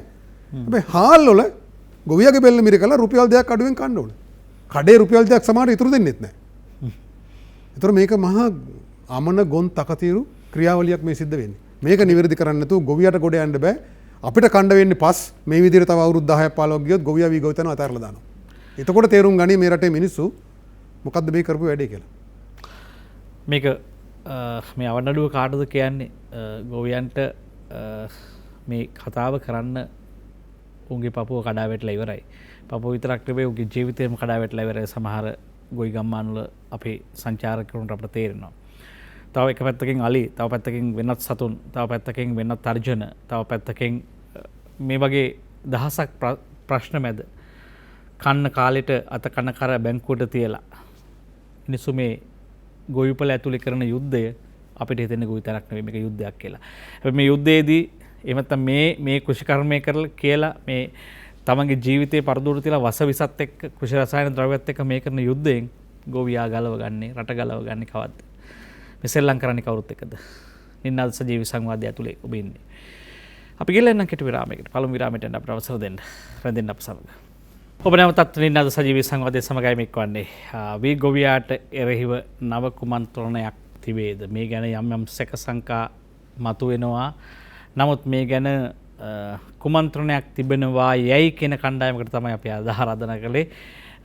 මොකද ඇතැම් අවස්ථාවලදී සමාජයේ නොපෙනී තිබුණු සංවාද පෙනී නොපෙනී මතුවමින් යට යමින් තිබෙනවා. ඒ නිසාම අවුරුදු ගානකදී ලොකු ප්‍රශ්න වලට මුහුණ දෙන්න තිද්ද වෙලා තියෙන නිසා නින්නාද කණ්ඩායම අපි බොහොම අවදියෙන් ඉන්නවා. අපිට අනාගතයේ තර්ජනයක් විය හැකි ප්‍රශ්න තිබෙනවා නම් ඒවා අපි ඉදිරියට මතු කරලා එක සංවාදයක් බවට පත් කරලා ඒ රෝග නිදානේ හොයාගෙන ගිහිල්ලා ඒ රෝග නිදානේ නැති කරන්න උත්සාහ කරනවා. ඊට දේශපාලන සටනක් හදනවා මේ බිමේ. ඒක තමයි අපේ අලුත්ම වැඩපිළිවෙල.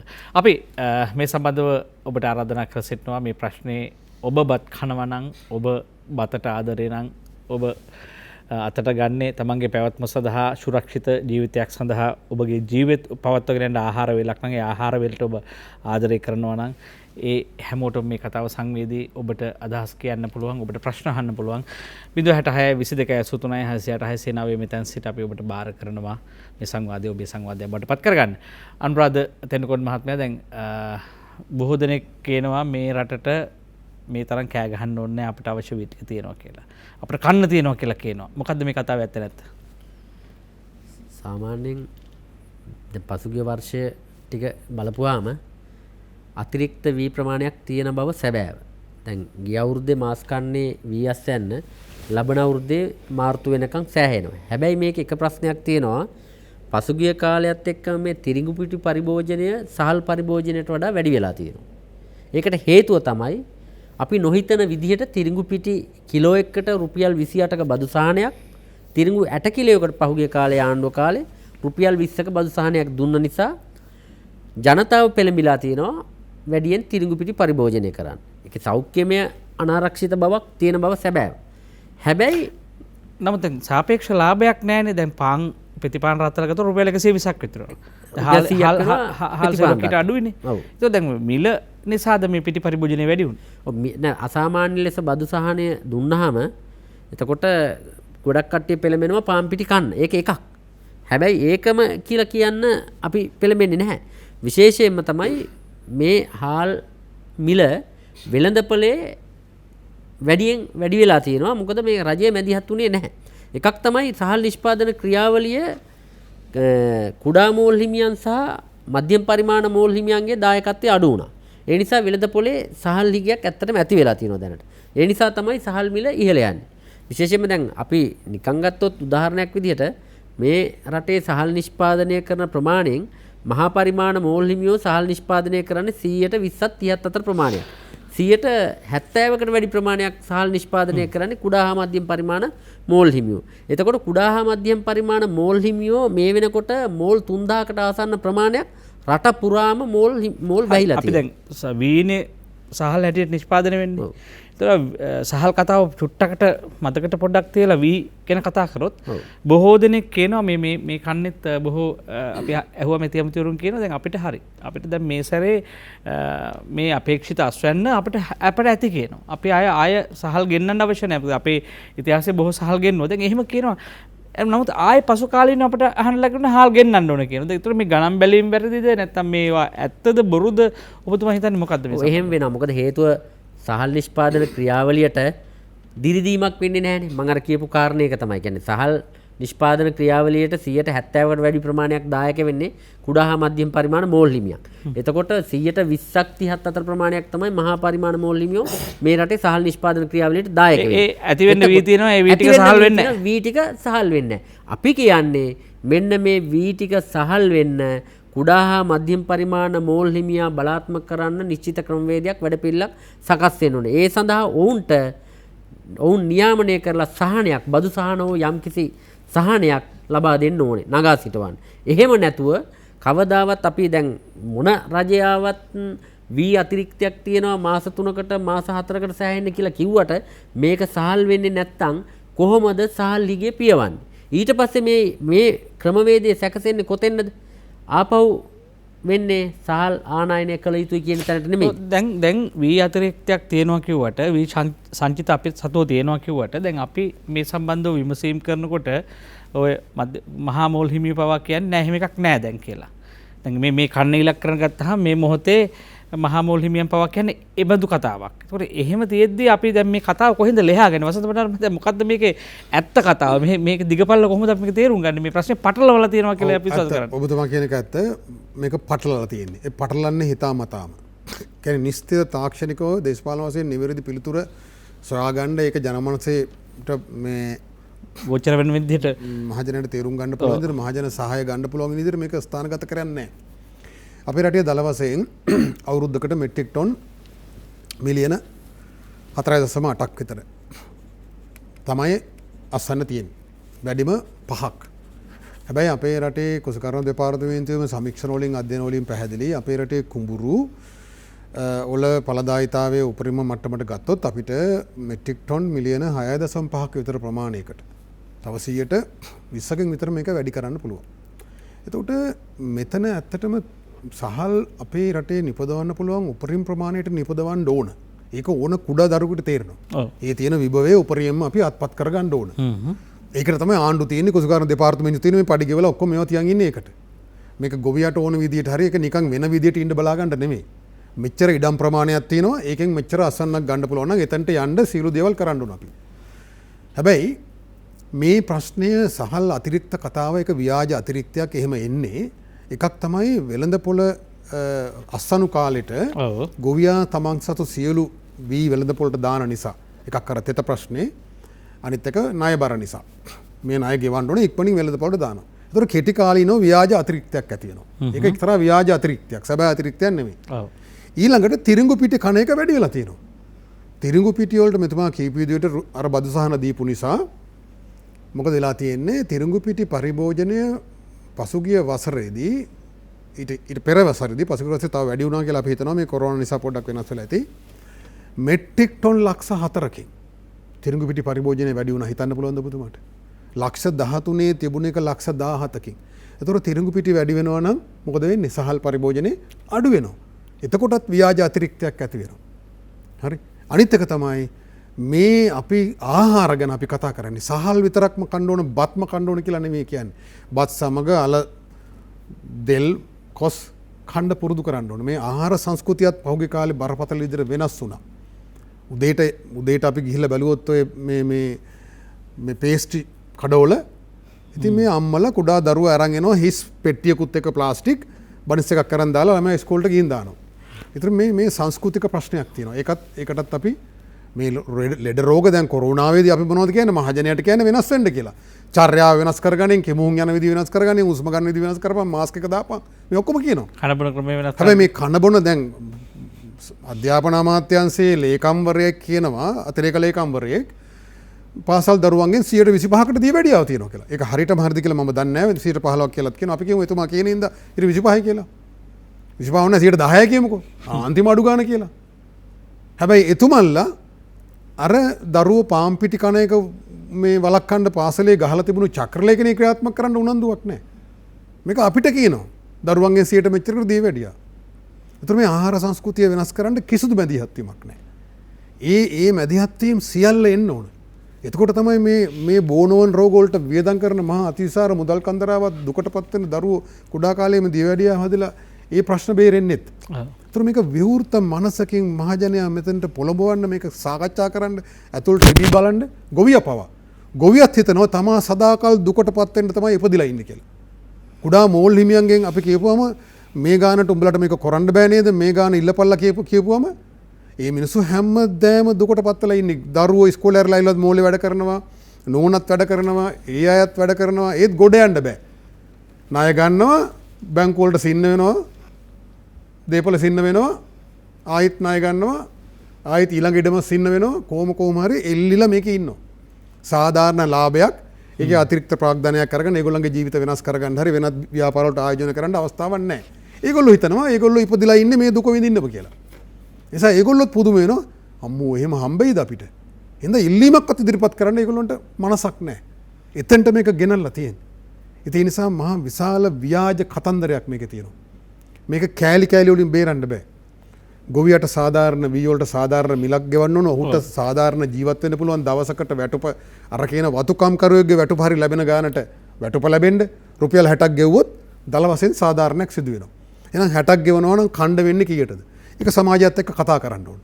අර හාල් අඩුවටම කණ්ඩ ඕන කියන ගොන් වාමාංශික පක්ෂවල මෝඩ නායකයන්ට ආයි කටාරින්න බැරි වෙන්න ඒ ප්‍රශ්නේ සමාජයේ සාකච්ඡාවට ලක් කරන්න ඕන.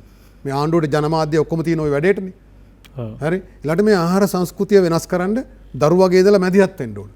හාල් විතරක් නෙවෙයි පාන් විතරක් නෙවෙයි අල බතල කොස් සියල්ල කාලා තමයි අපේ ආහාර සංස්කෘතිය හදා ගන්න ඕනේ. ඒකෙන් තමයි බෝනෝන් රෝග වලින් වළකින්න පුළුවන්, මේ වෙළඳපොළ ප්‍රශ්නේ බේරන්න පුළුවන්, ගොවියාගේ ආදායම් මට්ටම වැඩි කරන්න පුළුවන්, තමන්ගේ පවුලෙත් ඉතිරි කිරීම ලැබෙන්නේ සකසුරුවම්කම ඇති වෙන්නේ එතකොට.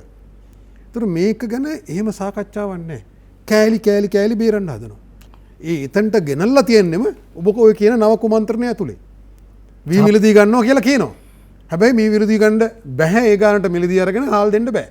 එහෙනම් කුඩා මෝල්ලිම මිලදී ගන්න යන්නේ නැහැ. සම්පකාර මිලදී ගන්න යන්නේ නැහැ. ඒතර මුදල් ටික ඉතුරු වෙනවා. මේ බොරු මවාපෑමක් කරන්නේ.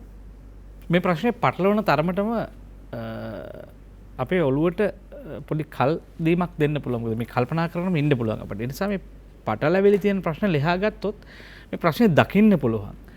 එනිසා මේ අවුල් ටික ලියා ගන්න අවශ්‍යයි. දැන් ඔබට අපි ආරාධනා කර සිටිනවා 066 22 83 669 තිර දෙසුණාංකේ ඔස්සේ ඔබට කතා කරන්න පුළුවන්.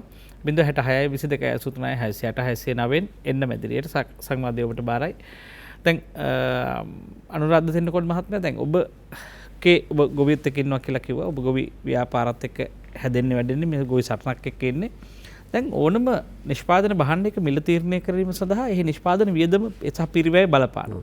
ඔබගේ ගණන් බැලීම් වලට අනුව මේ වෙලාවේ කොහොමද පිරිවැය? දැන් අතරම ගොවියට එවැනි බඳු ලොකු මුදලක් යනවාද වී කිලෝවක් නිෂ්පාදනය කරන්න? ඔබගේ පරීක්ෂණ සහ අත්දැකීම් මොන වගේද සම්බන්ධව? සාමාන්‍යයෙන් දල වශයෙන් වී වගාව අක්කරයක් සඳහා වී කිලෝ එකක් නිෂ්පාදනය කරන්න යන මුදල රුපියල් 37ක් විතර වෙනවා සාමාන්‍ය.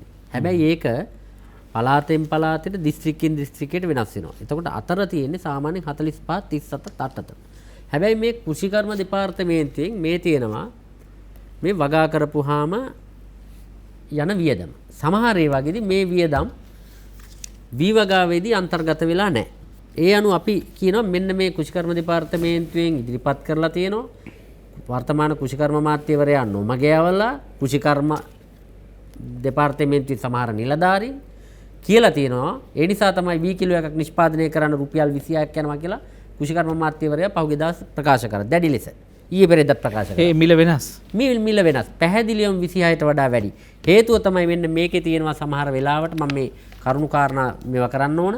අම්පාර දිස්ත්‍රික්කයේ තියෙනවා මේ සියලු දිස්ත්‍රික්කවල තියෙනවා. එතකොට මේ වගේ මෙන්න මේ වාර්තා ගත්තාම මේකේ සමහර දත්තයන් ඇතුළත් කරලා නැහැ. ගොවියට සාමාන්‍යයෙන් යනවා නියර රහිනවා කියලා අපි දන්නවා. මේක කෘෂිකර්ම ක්ෂේත්‍රයේ දැන් වී ගොවිතැනේ ගත්තාම ශ්‍රමිකයා කියන්නේ විශේෂ ප්‍රාගුණ්‍ය විශේෂ හැකියාවක් තියෙන ගොවියෙක් ඉන්නේ. හේතුව තමයි දැන් නියර රහිනකොට ඒක අදියර 3කින් රහිනවා. සරල කාරණයක් මේ. ඒක වී ගොවියා දන්නවා කොහොමද නියර රහින්නේ. ඉස්සල්ලා මේ පැත්තෙන් රැහැගෙන යනවා. ඊට පස්සේ හීවල් දැත්ත කියලා තුන් ආකාරයක් වෙනවා. ඒතකොට නියරේ මඩ තියෙනවා කියන එකත් එක මම දන්නේ මේ කුෂිකර්ම නිලධාරීන් මේක දන්නේ නැද්ද කියලා. එතකොට නියර රැහිමට මුදල් ඇතුළත් කරලා නැහැ. ඊළඟට වපුරනවා කියන අපි වපුරන්නේ සාමාන්‍ය මැෂින් මගින් නෙමෙයි ඇලමඟවල් පාදලා. ඉතින් එතකොට මේ සමහර දේවල් වල මේකට ඇතුළත් වෙලා නැහැ. දැන් මේ අපි මේ ජාතික ගොවි ජනකමුතුයි අපි මේක මම පෞද්ගලිකවම අපි සාකච්ඡා කරලා මේවත් සැලකිල්ලට අරගෙන විවිධ දිස්ත්‍රික්කවල විවිධ ආයතනවල ලබාගත්ත මේවා එක මේ තියෙන්නේ. එතකොට මෙන්න මේ ශ්‍රමය ගත්තාම සාමාන්‍යයෙන් අක්කරයකට 69700ක් යනවා. මේ කියන්නේ වගා කරන්න විතරක්. වියදම් විතරක්. ඊළඟට තමයි හෙක්ටයාරයකට යනවා. හෙක්ටයාරයකට ඒක දල වශයෙන් ගත්තාම 174300ක් යනවා වියදම්. එතකොට අස්වැන්න ලැබෙන්නේ කොහොමද? දැන් කෘෂිකර්ම දෙපාර්තමේන්තුවේ සාමාන්‍ය වී අස්වැන්න දාලා තියෙනවා. සාමාන්‍යයෙන් හෙක්ටයාර් එකකට මේ වීබුසල් එයාලා දාලා කියන්නේ දල අස්වැන්න දාලා තියෙන්නේ වී කිලෝ 2500ක් විතර. ඒ කියන්නේ අක්කරයකට වීබුසල් 105ක් කියලා. හැබැයි ලංකාවේ සාමාන්‍යයෙන් මහවැලි ව්‍යාපාරවල ඇරෙන්න අනිත් සියලු 180ක ගොවි බිම් වල අක්කරයකට ලබා ගන්න පුළුවන් උපරිම වී අස්වැන්න වීබුසල් 90යි. 90ක් දාලා හදපුවාම සාමාන්‍යයෙන් ඒ කිලෝ තියෙන්නේ 1854ක් වගේ. එතකොට සාමාන්‍ය වී ටික විකුණනහම රුපියල් 50 ගානේ වී විකුණනහම රුපියල් 96408යි. එතකොට ගොවියා මාස 4ක් මහන්සි වෙලා මේ අක්කරයක් සඳහා මං කියන්නේ වියදම ගිහිල්ලා තියෙනවා 69800ක් ඊළඟට 26000 ඒ 96408න් අඩු කරපුවාම ලැබෙන්නේ 26608ක් 27000ක් කියමු. එතකොට සාමාන්‍යයෙන් අක්කරයක් වැඩ කරන ගොවියෙකුට ලැබෙන්නේ මාසික වැටුප කියන්නේ දෛනික වැටුප විදියට වැටෙන්නේ රුපියල් 300ටත් අඩු ගාණක්. එතකොට ඒක හෙක්ටයාරයකට ගියපුවාම රුපියල් 600කට අඩු වගේක් තමයි ලැබෙන්නේ. ඊළඟට දැන් මේ කියනවනේ පොහොර සහන ආධාරය සම්බන්ධයෙන්. දැන් පොහොර සහන ආධාර දැන් ආණ්ඩුව මහා පරිමාණ වශයෙන් කියනවනේ මේ ඉස්සරහටම දාන්නේ අපි වී ගොවියාට පොහොර සහන ආධාරය පිළිබඳව කතන්දරේනේ කියන්නේ. එතකොට හෙක්ටයාරයක් සඳහා මේ නිවැරදි සංඛ්‍යා දත්ත ගත්තාම අක්කරයක් සඳහා පොහොර සහන ආධාරය හම්බෙන්නේ සාමාන්‍යයෙන්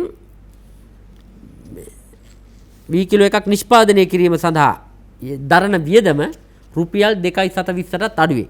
හේතුව තමයි මුලදී කියන්නම් සාමාන්‍යයෙන් TSP මඩ පොහොර කිලෝ 22ක් වගේ තමයි අක්කරයකට ලැබෙන්නේ. ඊළඟට යූරියා පොහොර කිලෝ 80ක් විතර. එතකොට MOP කියන්නේ බණ්ඩි පොහොර කිලෝ 24ක් 27 අතර ප්‍රමාණයක් මුළු කිලෝ ගාන 136යි. අපි වෙළඳපොලේ පොහොර මිල බලමු. රුපියල් 35 ගානේ බලන්න. දැන් පොහොර සාමාන්‍ය රුපියල් 30යි. 35 ගානේ වැඩි හැදුවත් රුපියල් 4760ක් සාමාන්‍ය හෙක්ටයාරයකට රජය මගින් දෙන්නේ රුපියල් 7000ත් 8000ත් 9000ත් ඔය ඒ විවිධ පළාත්වල විවිධ දිස්ත්‍රික්ක අනුව වෙනස් වෙනවා. එතකොට සාමාන්‍යයෙන් රජය මගින් පොහොර සඳහා දෙන සහන ආධාරය රුපියල් 220යි උපරිම. වී කිලෝ එකක් නිෂ්පාදනය සඳහා. දැන් මේ දැන් මේක ටිකක් කතා බහට ලක් වෙන කාරණයක්. දැන් ඔබ අභියෝග කරන්නේ මේ කෘෂිකර්ම දෙපාර්තමේන්තුවේ ඉදිරිපත් කරපු සංඛ්‍යා හා දත්ත එක්ක. දැන් ඔබ ඉදිරිපත් කරනවා ඔබගේ පාර්ශවයෙන් දත්ත. දැන් මේවා මේකත් පටලවිල්ලක් නේ වසන්ත බණ්ඩාර මහත්මයා. මේ ඔක්කොම දැන් මේවා අසත්‍ය නම් ඒතකොට ඇයි එහෙම අසත්‍ය ලිපිලයක ඉදිරිපත් කරන්නේ? මොකද්ද ඒකේ අරමුණ? දැන් විශේෂයෙන් කෘෂිකර්මයේ භාරව අමතිවරයෙක් ඉන්නවා. පඩිගවන අමාත්‍යංශයක් ඉන්නවා, ඒ කාර්ය මණ්ඩලයක් ඉන්නවා, ව්‍යාප්ති සේවයක් තියෙනවා, ඒක නිලධාරීන් විශාල ප්‍රමාණයක් රට පුරා ඉන්නවා. මේක කාටද මේ චෝදනාව යන්නේ? මොකද්ද මේකේ කොහෙන්ද අපි මේ ප්‍රශ්නේ ලියාගන්නේ? මට මොහොතකට ඉඩ දෙනවද ඇමතුමකට යන්න 066 22 83 689 ජයරත්න මහත්මයා ඔබ දෙදිගමින් අපිට කතා කරනවා. අයිබෝන් ජයරත්න මහත්මයා. අයිබෝන්. ඔව්. ඔබ ගැටලු අද කතා කරන මාතෘකාව නම් බොහොම විශිෂ්ටයි. මේ අද කතා කරන මාතෘකාව බොහොම අතිවිශිෂ්ටයි. ඒ මොකද අපි දැන් ඉන්නේ කබලෙන් ලිපට වැටිලා මේ කාලේ. ඊටාම දුෂ්කර කාලයක්. මේ මන්ද කියනවා නම් වෙළඳ ඇමතිවරයෙක් වෙනවා සමාල්ලාවට මේවා කියන්න වෙනවා. බත්තා හාල් වී කියන જાතිය දැකලත් නැහැ. පොල් ගෙඩියට මද්ද දැම්මා. කිරුවා. එජාවට හාල් කිලෝ එකකට මෙච්චර නියම කෙරුවා. අපි ගොවියේ වශයෙන් අපේ කෑගල්ලු දිස්ත්‍රික්කයේ මං අගේටම කියන්නේ අර මහත්මයා කීවට උපරිම 60ක් ගන්න පුළුවන් නේ වීබුසල් අක්කරේදී. එච්චර ගන්න බෑ වියදම්. ඒ වගේම මේ කාලේ මම දැක්ක හොඳටම අපේ පළාතේ අඬගොවියා සම්පූර්ණම ඉඩම් හිමියා අඬගොවියාට දුන්නා මේ ඒ වී ටික. Tamanda ගේන්න දෙයක් නැහැ වියදම් බලපුවාම. ඉතින් ඒ වගේ කුඹුරු කොට කිරීම මෙහෙන්.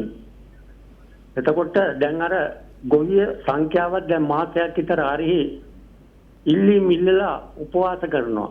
එක ඇමතිවරයෙක් එකෙක් ගියේ නැහැ නේ පැත්ත බලන්නවා. ගොවියා රජ කරන්න නෙවෙයි අමුඩ ගහලා නිර්වස්තර කරලා තත්ත්වයටපත් වෙන්න ඉදිරියේදී. ඉතාම දූෂිත පාලනයක් තියෙන්නේ දැන් මේ. අනික සංඛ්‍යා ලේඛන ලෝකෙටම දෙන්න පුළුවන්. ඒ වුණාට එච්චර නෑ. මේවා ඔක්කොම නිලධාරීන්ගේ බොරුවට රැවටෙන മന്ത്രിවරු ඇමතිවරු ඉන්නවා. ඇත්තම කියතොත් ජනාධිපතිවරයාත් දැන් ඉන්නේ බොරුවට රැවටිලා. අවංකව කියනවනම් ලංකාවේ දැන් තියෙන කුරුළු ප්‍රමාණය තව අවුරුදු 5ක් යනකොට මිනිස් ළමයින්ට පෙන්වන්න වෙන්නේ චිත්‍ර වලින්. නැත්නම් වීඩියෝ වලින්. තවත් කියන්න නම් දේවල් තියෙනවා කියන්නේ දැන් මේවා සම්මුඛ සාකච්ඡාවක් පවත්වලා කියනවා නම් අපි ගෙනත් කියන්න පුළුවන්. එහෙනම් තෙරුවන් සරණයි ඔබ දෙපළටත් සියලු දෙනාටම. බෞද්ධ අපිට තෙරුවන් සරණයි. 0.6 සේනාවේ ඔබට විවෘතයි. තවත් ඇමතුමකට අපි යනවා. අයිබෝන් ඔබට. අයිබෝන්. කෑගල්ලෙන් කතා කරන්නේ ඔබතුමාගේ නම කියන්න කැමතිද? ඔව් චෙල්ඩි හිටේ මාත්‍යා. ඔව් ආත්මය කියන්නේ. ඔබතුමාගේ සංවාදයේ අහගෙන හිටියා බොහොම ස්තුතියි. ගොඩාක් දේවල් දැනගත්තා. මගේ අදහසක් තියෙනවා ඉදිරිපත් කරන්න ඔබතුමාලට. අපි හාල් ප්‍රශ්නේ ඇති වෙන්නේ මේ රටේ තියෙන බියර් කම්පැනි. බියර් කම්පැනි කීපයක් තියෙනවා. බියර් කම්පැනි වලට හාල් යනවා. බියර් වලින් බියර් හදනවා. හාල් කිලෝ එකකින් හෝ වී කිලෝ එකකින් මම දන්නා විදිහට බියර් ටින් දෙකක් හදන්න පුළුවන්. බියර් ටින් දෙකක් කියන්නේ රුපියල් 600 ගණන්. එතකොට රුපියල් 50ක 60ක ගන්න වී වලකින් වී කිලෝ එකකින් බියර් කම්පැනි ලබා ගන්න රුපියල් 500 විතර ආදායමක්. එතකොට රටේ මහ ජනතාවට පරිභෝජන සඳහා එන සහල් කෙලින්ම යන බියර් කම්පැනි වලට. එතන ඉතින් සහල් සංඛ්‍යාවක් ඇති වෙනවා. ඊට අමතරව මහා පරිමාණ වී ඉඳලාගේ අදත් කියනවා දඩිසෙන් මාත්‍යා. අපි ගාව හාල් 8ක්වත් නැහැ කියලා වී 8ක්වත් නැහැ කියලා ස්ටොක් එකේ. එතකොට ඒවා පරීක්ෂා කරලා ඒවා කඩාපනින හමුදාව මේ ඒවා නිලපාලන කරන කොටස් හදලා ඒවා චෙක් කරනවා. ගබඩා චෙක් කරනවා. ගබඩා චෙක් කරොත් ඒ හංගල සගවල තියෙන වී ප්‍රමාණය අහු වෙනවා. කොහේ හෝ මේ නිෂ්පාදනයේ වී තියෙන්න ඕනේ. ගබඩා කරලා මහා පරිමාණ වී තොග ගන්න අය යටතේ හාල් ටොන් වී ටොන් ලක්ෂ 50ක් රටේ නිපදවුණා නම් ඒ 50 කොහේ ලංකාවේ තියෙන්න ඕනේ. නමුත් ඒගොල්ලෝ කියනවා අපිට වී නෑ හාල් දෙන්න කියලා. මේ ඉල්ලන දෙලට රජයේ දෙන දෙලට වී හාල් දෙන්න වී නෑ කියලා කියනවා. නමුත් මේ වී තොග ගබඩා කරලා දෙන ඒගොල්ලෝ අවශ්‍ය වෙලාවට අරන් ප්‍රතිදිනට විකුණන්න. ඉතින් ඒවා අත්‍යවශ්‍යම වෙනම බලකායක් හදලා හොයා බලන්න ඕන. හොයා බලලා මේ සංගවල තියෙන වී තොග අරගෙන දාන්න ඕන එළියට. එතකොට මේ හාල් බෙද වෙනස් කරන්න පුළුවන්. එහෙම නැත්නම් මේ කවදාවත් මේ දේ කරන්න බෑ. බොහොම ස්තුතියි ඔබට. දැන් මේ සම්බන්ධව බොහෝ දෙනෙක් අදහස් දක්වීම් තියෙනවා. ඔබේ ගැටලුවත් අපිට යොමු කරන්න 0.66 සේනාවේ ඔබේ ගැටලුවටත් ඉඩකඩ ලබා දෙන්න. වසන්ත බණ්ඩාර මහත්මයා අපිට දැන් මේ පටලවිල්ලත් එක්ක මට ඔබට උත්තරයකුත් ඇති. ඒකත් එක්ක මගේ ප්‍රශ්නේ එන්න පුළුවන් මේ කවුද මේ සංඛ්‍යා ලේඛන දෙන්නේ? කොයි වීතෝග ඇත්තට මේ ලේව් කිලෝ එකක් තියෙනවා. අපි ගාව තව එකක් තියෙනවා. කාවද අපි විශ්වාස කරන්නේ? අතන ගමතුමා ඔප්පු කරන්න පුළුවන් නිකන් කටරිනොට කියනෝ නෙවෙයි අපි මේවා හදාarලා කියන්නේ අපේ රටේ තරම් ආණ්ඩුව වල ඇමතිවරු ගුණාත්‍රාන්දන නිලධාරීන් වෙන ලෝකෙ කොහෙවත් නැතුව ඇති. පුදුම විදියට මේ නිලධාරීන් දන්නවා මේ ලනු නෙමෙයි වුන් දෙන්නේ කොහු දෙන්නේ. අපේ දේශපාලඥයෝ කොහු වලින් ලනු අඹරගෙන තමයි ගිලින්නේ. ඉතින් විවිධ ආකාරයට දැන් අර එතුමා කියපු කතාවත් ඉතින් ඒ බියර් වලට සහල් ගන්න එකේ යම් සීමාවක් පනවන්න ඕන. එහෙම මේ සත්වහාර වලට විකුණන එක සීමාවක් පනවලක් තියෙනවා. පාරිභෝගික අධිකාරියට පුළුවන් ඒක නවත්තන්නත්. ඒ අතුරු ප්‍රශ්න විසඳන්න ඕන. ඒක ප්‍රශ්නයක් නෑ. හැබැයි ඒ අතුරු ප්‍රශ්න නෙමෙයි මූලික ප්‍රශ්නේ. මූලික ප්‍රශ්නේ මිල විකෘතිය. ඒක වහන්න විවිධ කතන්දර ගේනවා. දැන් මේ බොරු ගණන් හිලව් හදලා මේ අඩු වියදම පෙන්වන්නේ මේ ගොවියට හොඳ මිලක් ලැබෙනවා කියලා පෙන්වන්න මේ. පිටපත හදනවා. බුසල් 105ට හදනවා. දැන් අර අපේ කෑගල්ල ගොවි මහත්මයා කිව්වා අපිට 60යි හම්බෙන්නේ. හරි ඇත්ත ඒක. ඇත්ත කතාව ඔය සාමාන්‍යගේ ගත්තොත් එහෙම ඒක මෙතුමා කියන විදිහට 80 90 වගේ ප්‍රමාණයක ඔය මහවැලි කලාපයේ යම් කුඹුරවල ඒක හම්බෙනවා. එතකොට මේ බොරු සංඛ්‍යාලෝකණින් කරන්නේ මොකක්ද අවසානයේ? මේ ගොවියට මේ ගෙවන මිල හොඳටම ඇති. අපි පෝර සානදාරිකුත් දෙනවා. හොඳයි ඒක නොදී හිටියනම් ඒ මුදල අර වියදමට එකතු වෙනවනේ. වියදම් පොඩ්ඩක් අඩු වෙලා තියෙන එක ගෙවන නිසා තමයි ඒ රුපියල් 2ක් හරි 3ක් හරි මුදල. ඒතර මෙන්න මේ සත්‍ය සංගවලා මේ සැබෑ ප්‍රශ්නය සාකච්ඡා කරන එක වළක්වන්න විවිධ අතුරු ප්‍රශ්න මතු කරනවා. දැන් අමතිවරයා හිතන් ඉන්න මේ පොතේ මේක පොත ඉංග්‍රීසියෙන් මේ ගහලා තියෙන හින්දා ඉංග්‍රීසියෙන් තියෙන්නේ ඔව්.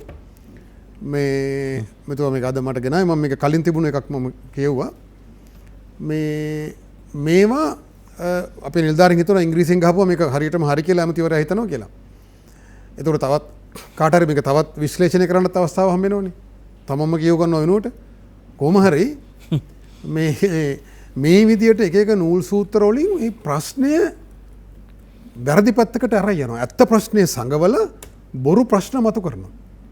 දැන් සැබෑ ලෙසම බලන්න ඕන මේ දැන් අපි මේ ගොවියාගේ පැවැත්ම ගොවියාට සාධාරණේ ඉටු වෙනවද කියන ප්‍රශ්නේ පැත්තකට දාලා තමයි මේ ගණන් හිලව් ඉදිරිපත් කරන්නේ. ගොවියට ජීවත් වී ගොවිතැන පවත්වාගෙන යන්න නම් වී ගොවිතැන ලාභදායී ජීවත් වෙන්න පුළුවන් කර්මාන්තයක් බවට පත් කරන්න ඕනනේ. එහෙමනේ ඒක පවතින්නේ ඕනෑම කර්මාන්තයක්. පිස්සෙක්නේ මොන හරි මිනිස්සු මේක වී ටික කන්න ඕනේ හින්දා මේක එලිලා ඉන්නවා ඒක හරි. හැබැයි වෙන කිසිදු කර්මාන්තයක් ගොවියා කරන්නේ නැහැ නේ. ගොවියා තියා කර්මාන්ත කරුවෙක්වත් පාඩුනා. ඒතර මේක ලාභදායී වෙන්න ඕන සාධාරණ ලාභයක් තියෙන්න ඕන. මොවුන් මේ බොරු ගණන් හිලව් පෙන්වන්නේ මේ සාධාරණ ලාභයක් තියෙනවා මේ ගොවියා මේ අසාධාරණ විදිහට මේ ඉල්ලීම් කරන්න කියලා සමාජයේ තහවුරු කරන්න. හරි. මේ සහල් මිල අඩු කරනු කියලා කියන එකෙක්වත් හරි ප්‍රතිපාන් ගෙඩියක් රුපියල් 100ට විකුණන එක ගැන මේ බදු සහනිකුත් රුපියල් 28ක් කරන් කතා කරන්නේ නැහැ. අපි කියන්නේ පාන් පිටි අඩුවෙන් කන්න ඕනේ කියලා. මේ අඩුවෙන් දීලා තමයි මේ පාන් පිටි අඩුවෙන් වෙළඳපොළට දාලා තමයි මේ සහල් වෙළඳපොළ තුළ මේ විකෘතිය ඇති කරලා පවත්වාගෙන යන්නේ.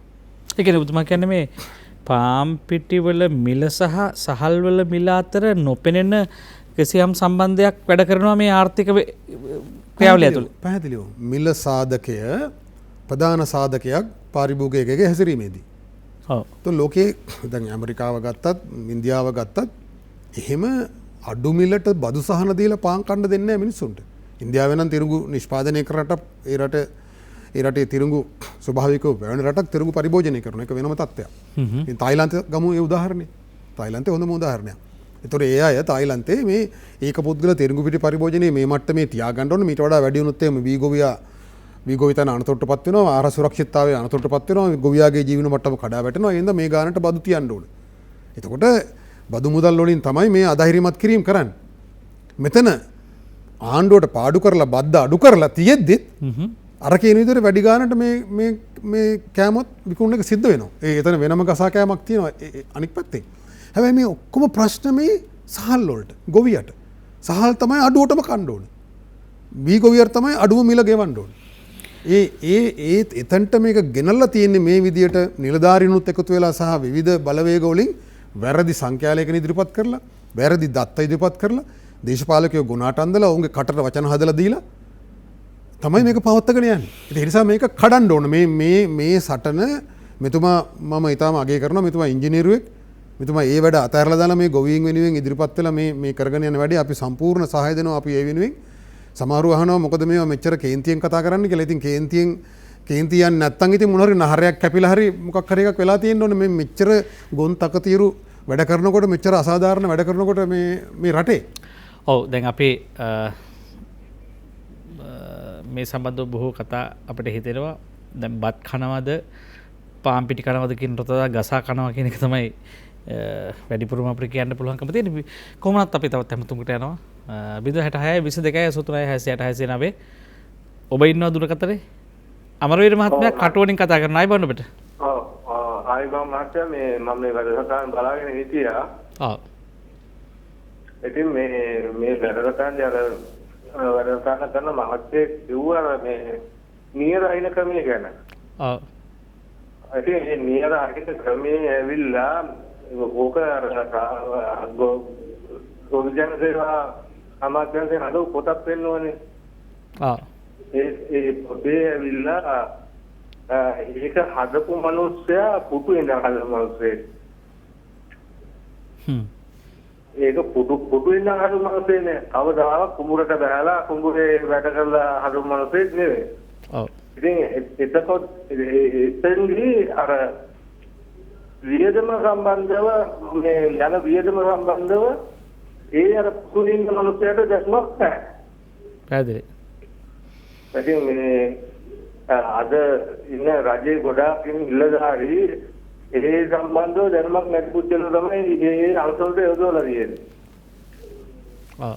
ඉතින් මම කියන්නේ අර ඒ සම්බන්ධව දැනුමක් තියෙන මිනිස්සෙක් දෙවුවා නම් ඒවට අර ප්‍රශ්නේ ගැටලුව එන්නේ නැහැ. පොතේ කොහේතර සමාජයෙන් අර පොතේ ඒ ගැටලුව එන්නේ නැහැ. පැහැදිලි ඔබතුමාගේ ප්‍රශ්නය. බොහොම ස්තුතියි ඔබට.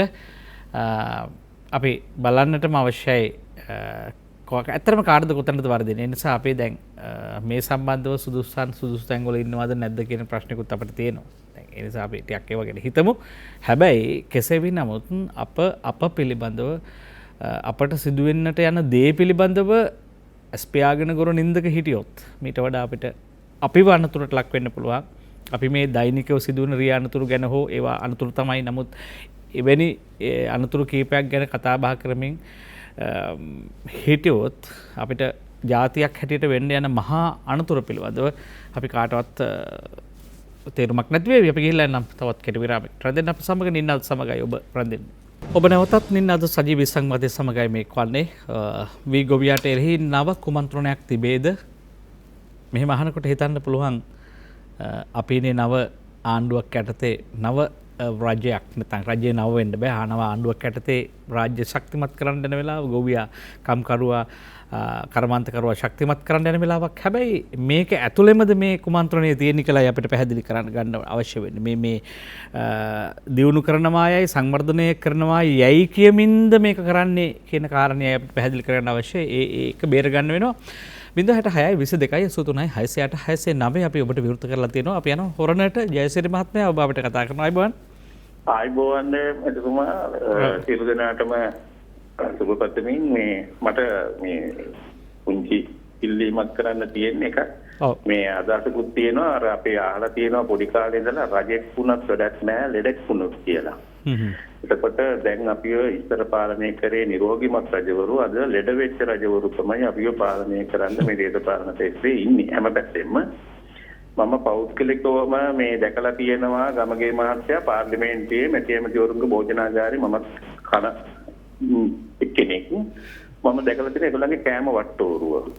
මේගොල්ලන්ගෙන් කවදාවත් ගොවියාව රජ කරවීමේ තීරණ එන්නේ නැහැ. මේගොල්ලෝ කන බොන රටාව මම ඇස් දෙකෙන් දැකපු කෙනෙක් හැටියට මම මේ කතා කරන්නේ. මේගොල්ලෝ අමු ප්‍රෝඩාව කරන්නේ. කුෂිකර්ම ඇමතිතුමා ඊයේ කියනවා හෙක්ටයාරයකින් කිලෝ 1000ක් දුන්නේ නැත්නම් ගොවියන්ට සහනාධාර කපනවා කියලා. කොන්දේසි දාන්නේ මොකටද මේ නිදහස් මේ ගොවිකම කියන්නේ විවෘත මනසින් කරන්න ඕන නිදහස් මනසින් කරන්න ඕන වෘත්තියක්. මම දැන් මාස දෙකක් තිස්සේ මේ කැකුළු සම්බා කිලෝ එකක් ගන්න හොයනවා. හරි. හාල් නැහැ. මේ රටේ පුරවැසියන්ට කුෂිකර්මාන්ත රාජ්‍යයක ඉපදුණු අපිට අපේ රටේ නිෂ්පාදනය කරන සහල් කිලෝ එකක් අරගෙන අනුභව කරන්න බැරි පැත්තට පත් වෙලා තියෙනවා වර්තමාන ශ්‍රී ලංකාව. මේ ජාති ප්‍රශ්න දේශපාලන උටම් පවුරු අරවා මේවා නෙමෙයි මිනිස්සු නිරෝගීමත් ජාතකයෙන් මේ චැනල් සෙන්ටර් වල මේ මිනිස්සු බෝලිමේ ඉන්නේ මේ වැරදි ආහාර රටාවට පුරුදු වෙලා. ඔය අපේ පාලකයොත් වැරදි රටාවට ගිහිලා තමයි ඔය බඩධාරිකමට බඩ කුඹගෙන ඉන්න කාටුන් චිත්‍ර අඳින්න චිත්‍ර වෙලා තියෙන්නේ. ඒගොල්ලන්ට තේරෙන්නේ නැහැ මේ ජාතිය නිරෝගී කරන්නේ මොකද අරගොල්ලෝ බඩධාරිනේ. රට පාලනය කරන මිනිස්සු බඩධාරි නම් මේ රටේ ජනතාවගේ නිරෝගීකම ගැන ඒගොල්ලෝ හිතන්නේ නැහැ. ගොවියා කිය මගේ යෝජනාව තමයි ගොවියා නිදහස් පුද්ගලයෙක් විය යුතුයි නිදහස් වෘත්තිකයෙක් විය යුතුයි. ඔහුට මේක ගැන වටිනවා. හැම ආණ්ඩුවක්ම කරේ බොරුවනේ. ගොවියෙක් රජ වුණා කියලා පෞද්ගලික කාලේ කිව්වනේ. ගොවියා වහබිරු. අපිට මේ මෙතනට මේ මම යෝජනා කරන්නේ මොන රජයපත් උනත් මේ මානසික මට්ටම තියෙන සැබෑ මේ මීකකට ආදරය කරන පාලකයෝ රංචුවක් වෙනකන් මේක මේමම තමයි ගමගේ මාත්‍ය අපිට හැමදාම කතා කර ඉන්න වෙන්නේ. බොහොම ස්තුතියි අවස්ථාව දුන්නාට. බොහොම ස්තුතියි. ඒ බඳු කණ්ඩායමක් බිහි වෙනකන් අපිත් මේ සටන අතහරින්න නැතුව ඉමු. තවත් ඇමතුමකට යන්න පැලවත්තට යනවා. කමල් ඔබ අපිට කතා කරන ආයුබෝවන්. ඔව් ආයුබෝවන් ගමගේ මැතිතුමනි මම කතා කරන්නේ කමල් පැලවත්ත මතුගම පැලවත්ත. ඔව් මතුගම කියන්නේ කමල් මහත්තයා මැතිතුමනි අපේ ගම්වල මිනිස්සු දැන් මම 1993 හාල් කිලෝ එකක් කැකුළු හාල් කිලෝ එක මම කඩෙන් අරන් ගියේ රුපියල් 23යි 1993 එතකොට දැන් අද මම ගන්නෙ කැකුළු හාල් කිලෝ එක සාමාන්‍යයෙන් අපි මේ මතුගම පැලවත්ත මේ නගරේ අපිට ගම්වල හාල් කඩේට එනවා එතකොට අපිට රුපියල් 100කට 105කට වගේ තවමත් හාල් කිලෝ එක ගන්න පුළුවන් ගමගේ මැතිතුමනි එතකොට දැන් මට තියෙන ප්‍රශ්නේ දැන් අපි ගොවිතැන කුච් කරනවා මේ ගොවිතැන කරන්න මේ පාර කැටපොර ප්‍රමාණය මදි වුණා. කැටපොර ප්‍රමාණය මදි වෙලා මං කඩෙන් ගෙන ආවා කැටපොර කිලෝ 10ක්. එතනට සාමාන්‍යයෙන් ගියා රුපියල් 300-400ක් ගියා. 400ක් හෝ 500ක් විතර ගියා. එතකොට දැන් මේ ඇයි මේ රජයට බැරිද මේ කැටපොර ටිකක් මිනිසුන්ට ලබා දෙන්න? දැන් ඔය අර වසන්ත බණ්ඩාර සර් කියන වගේ මේ ආහාර සුරක්ෂිතතාවය නැති කරන්න තමයි මේ යන ගමන. ඊගාවට මට තියෙන තව ප්‍රශ්නයක් මේකේ ඉන්නේ ඇමතිවරු 225 මොකටද මේ ඉන්නේ මේගොල්ලෝ මේ ඔක්කොම ප්‍රශ්න ජනාධිපතිතුමාත් බේරන්න ඕන දැන් ඔය අලුත්ගමේ මැතිතුමා ඊයේ පෙරේද කියපු කතාව ඔය ඇඟ හිරිවැටෙන කතාවක් මේක කිව්වේ කැටපු මේ දෙන්නේ තේකෝ පොර ටික ඉතින් මේ රටේ දැවෙන ප්‍රශ්න මේවට කවද උත්තර දෙන්නේ අපි තව අවුරුදු 5ක් යනකොට අපි හාල් කිලෝයක් හොයන්න බැරි වෙනවා ලංකාවේ හාල් නැති වෙයි කොහොම ගියොත් ඒක තමයි මගේ අදහස මැතිතුමනි බොහොම ස්තුතියි අපිට අවස්ථාව දෙන්න සංවාදයේ දිහාටත් යන්න ඒ නිසා අපි ඔබ පසුව සම්බන්ධ කරගන්නම් 0.6 මතකයෙන් තියාගන්න ඔබගේ ගැටලු තිබුණොත් එන්න මම අනුරාධ මහත්මයා ඔබ ළඟට එන්නම් දැන් මේ ටිකක් මේ ප්‍රශ්නයෙන් ටිකක් රට කැළඹෙනවා අතට මේ මොහොතේත් අපිට අමතුම් ගොඩක් කෙමින් තිබෙනවා මට ශ්‍රවණය වෙනවා සම්බන්ධව හැබැයි දැන් මේ ප්‍රශ්නේ කතා කරා කියලා අපිට මේකට ප්‍රශ්නේ කතා කළ යුතුයි හැබැයි දැන් අපිට මොකද්ද මේ ගේන්න පුළුවන් දැන් මේ ප්‍රශ්නේ වඩා වැදගත්ම කොටස තමයි මේ නව කුමන්ත්‍රණයක් පවතිනවා නම් මේ කුමන්ත්‍රණය හෙළිදරව් කරමින් අපි ඉන්නේ මේක පරාජය කිරීමට මේක ජය ගැනීමට අපි කොතෙන්ද යන්න ඕනේ කියන තැන සම්බන්ධව ඔබේ සටන් ව්‍යාපාරයේ දර්ශනය තියෙනවද මොකද්ද මේ වෙලාවේ ගොවියා ස්ථානගත කරලා තියෙන කොතනද ඔව් විශේෂයෙන්ම අපි බලාපොරොත්තු වෙනවා මුළු සමස්ත ගොවි ජනතාවම ඉහළට ගේන්න පුළුවන් ඉල්ලීම් 10 ගොවි ව්‍යාපාරයක් ගොඩනගන්න. එකක් තමයි මට ඒකට ඉඩ දෙන්න මම ඒක ඉදිරිපත් කරන්න මේ අවස්ථාවක් කරගන්න එක මේ ඒ ඉල්ලීම් ටික දෙන්න මේ ගොවි ව්‍යාපාරේ මම මේ ගොවි ව්‍යාපාරේ කියන සූදානම් වෙනතුරු ඔබට උත්තරයක් දෙන්න මට කෙටි ප්‍රශ්නයක් තියෙනවා දැන් ගොවි ව්‍යාපාර අපි දැක්ක පහුගිය කාලේ විවිධ නම් වලින් ඉස්සරහට ආවා. වෙනම මේ විවිධ සංවිධාන වලින් ආවා. මේ කිසියම් පක්ෂයක හෝ දේශපාලන පක්ෂයක හෝ නැත්නම් වෙනත් රාජ්‍යනුන සංවිධානයක ව්‍යාපාරයක්ද නැත්නම් මොකක්ද මේක හැබැයි අර්ථය දැන් අපිට කිසිදු රහල් දේශපාලන තෝරගන්න බෑ වගේ ව්‍යාපාර තෝරගන්න බැරි කාලයක් තිබුණා. දේශපාලන පක්ෂයක න්‍යාය පත්‍රයක් අපිට නැහැ. අපිට තියෙන්නේ මේ රටේ ආහාර සුරක්ෂිතතාවය, ආහාර සුවෛරීත්වය පදනම් කරගෙන කේන්ද්‍ර කරගනිමින් මේ රටේ ගොවි ජනතාව ඉහළ තැනකට වී ගොවි තැන ඇතුළු සියලුම ඒ කියන්නේ එළවලු ගොවියා හොයවා සියලුම ක්ෂේත්‍රයන් ඉහළට ගේන්න පුළුවන් වැඩපිළිවෙලක් සකස් කරලා මේක තමයි අපි බලාපොරොත්තු වෙන්නේ. එක තමයි ගොවි ව්‍යාපාර ඉල්ලීම් 10 නමින් අපි යෝජනාවලියක් සකස් කරලා තිනවා. එකක් තමයි වී සඳහා ඒ කියන්නේ වී ගොවියා ඉහළට ගේන්න නම් වී සඳහා රුපියල් 60ක සහතික මිල ගෙවන්න. හැබැයි මේ අවුරුද්දේ නෙමෙයි. ඒක ලබන කන්නේ ඉඳන් ක්‍රියාවට නගන්න. හැබැයි අපිට මේ ගොවියාට වී වගා කරන්න යෙදවුම් වල මිල අඩු කරනවා නම් මේ පිළිබඳව අපිට සලකා බලන්න පුළුවන්. යෙදවුම් වල මිල සහ ආණ්ඩුවේ මැදිහත් වීමක් වෙන්නේ නැහැනේ. ඒ කියන්නේ වෙනවා ප්‍රමාණය අඩුයි. ඊළඟට තමයි දෙවෙනි එක තමයි සහල් මිල කැකුළු රුපියල් 105ක් සහ නාඩු 110ක් මට්ටමේ පවත්වාගෙන යාම සඳහා මහජනයා දැනුවත් කොට සහල් ලබා ගන්න. ඒක හේතුව තමයි දැන් මහජනයා දැනුවත් කරන්නේ නැතුව අපේ වෛද්‍ය වසන්ත බණ්ඩාර මැතිතුමා කිව්වා වගේ බන්දුල ගුණවර්ධනයන් ඉන්නේ එකම තැනක ඉන්නේ. ඒ කියන්නේ රුපියල් 2යි තමයි වැඩි කරන්න පුළුවන් කියන්නේ. එතන නෙමෙයි මේක මහජන කතිකාවතක් මුළු රට පුරාම ගම්බිම් පුරා ගොඩනගෙන්න ඕනේ. මේ රටේ ගොවි ජනතාව කියන්නේ අපේ මිනිස්සු, අපේ ඥාති, මුතුන් මිත්තෝ. ගේ පැවතෙන දෙයක්. ඒ නිසා මේ රටේ කොඳුනාරටිය ගොවියනේ ලක්ෂයකට එහා ගිය පවුල් සංඛ්‍යාව කාරණා ටිකට යන්න පුළුවන් අපිට. ඊළඟට තමයි දිසාපතිවරුන් මගින් හා සම්පකාර මගින් කුඩා මෝල් හිමියන්ට වී සැපයීම සඳහා ගිවිසුම්ගත යාන්ත්‍රණයක් රජය මගින් සකස් කරන්න. හතරවෙනි එක තමයි වී වගාව සඳහා කෘෂි රක්ෂණ ගාස්තු වලින් 80%ක් රජය මගින් ගෙවන්න ඕන. ඊළඟට පස්වෙනි එක තමයි ගොවි විශ්‍රාම වැටුප් ක්‍රමයට නැවත පණ දෙන්න කියන ඉල්ලීම. හයවෙනි එක තමයි පොහොර සහනාධාරය මුදලින් ගෙවන්න. ඇයි අපි මුදලින් ගෙවන්න කියන්නේ? මුදලින් ගෙවන්න කියලා කියන්නේ එකක් තමයි මේ වෙනකොට අසීමාන්තික විදියට කියන්නේ පොහොර රජයෙන් දුන්නාම අසීමාන්තික විදියට සමහරලාට මේ නියාමනයක් වෙන්නේ නැහැ ගොවීන් වැඩිපුර වසවිස භාවිතා කරන රසායනික තෙල් පොල්. ඒතර මේක එක ක්‍රමවේදයක් අඩු කර ගන්නත් පුළුවන්. අනිත් එක තමයි පොහොර සහනාධාරය ඍජුව නොදීම නිසා නිලධාරීන්ගේ ගසා කෑම් බොහෝ දුරට වෙනවා. දැන් පහුගිය දවස්වල පොහොර ලේකම් කාර්යාලයේ හිටපු නිලධාරීන්ට වංචා විමර්ශන ලොකු චෝදනාවක් තියෙන බිලියන ගාණක් වංචා කරලා. ඊළඟට තමයි 7 වෙනි එක තමයි පොහොර සහනාධාර අරමුදල් ගොවි ජන බැංකුවම. අර ගොවියට දෙන්න ඕනේ ඍජුව අතට නෙමෙයි. ගොවි ජන බැංකුව මගින් ගෙවීම හරහා ගොවි ජන බැංකුවට නැවත පණ දෙන්න. ඉතිහාසයේ ගොවි ජන බැංකුව තිබුණ බොහොම හොඳ තැනක. ඊළඟට තමයි තිර්ගු පිටු වෙනුවට සහල් සහ සහල් පිටි ප්‍රචලිත කිරීම සඳහා පාසල් වල දැන්ටම චක්‍ර ලේඛන තියෙනවා. පාසල්, රෝහල්, බන්ධනාගාර, පොලිසි සහ හමුදා යොදා ගනිමින් ඒ ආයතන යොදා ගනිමින් තිර්ගු පිටි ප්‍රතික්ෂේප කරන 100%ක් නෙමෙයි.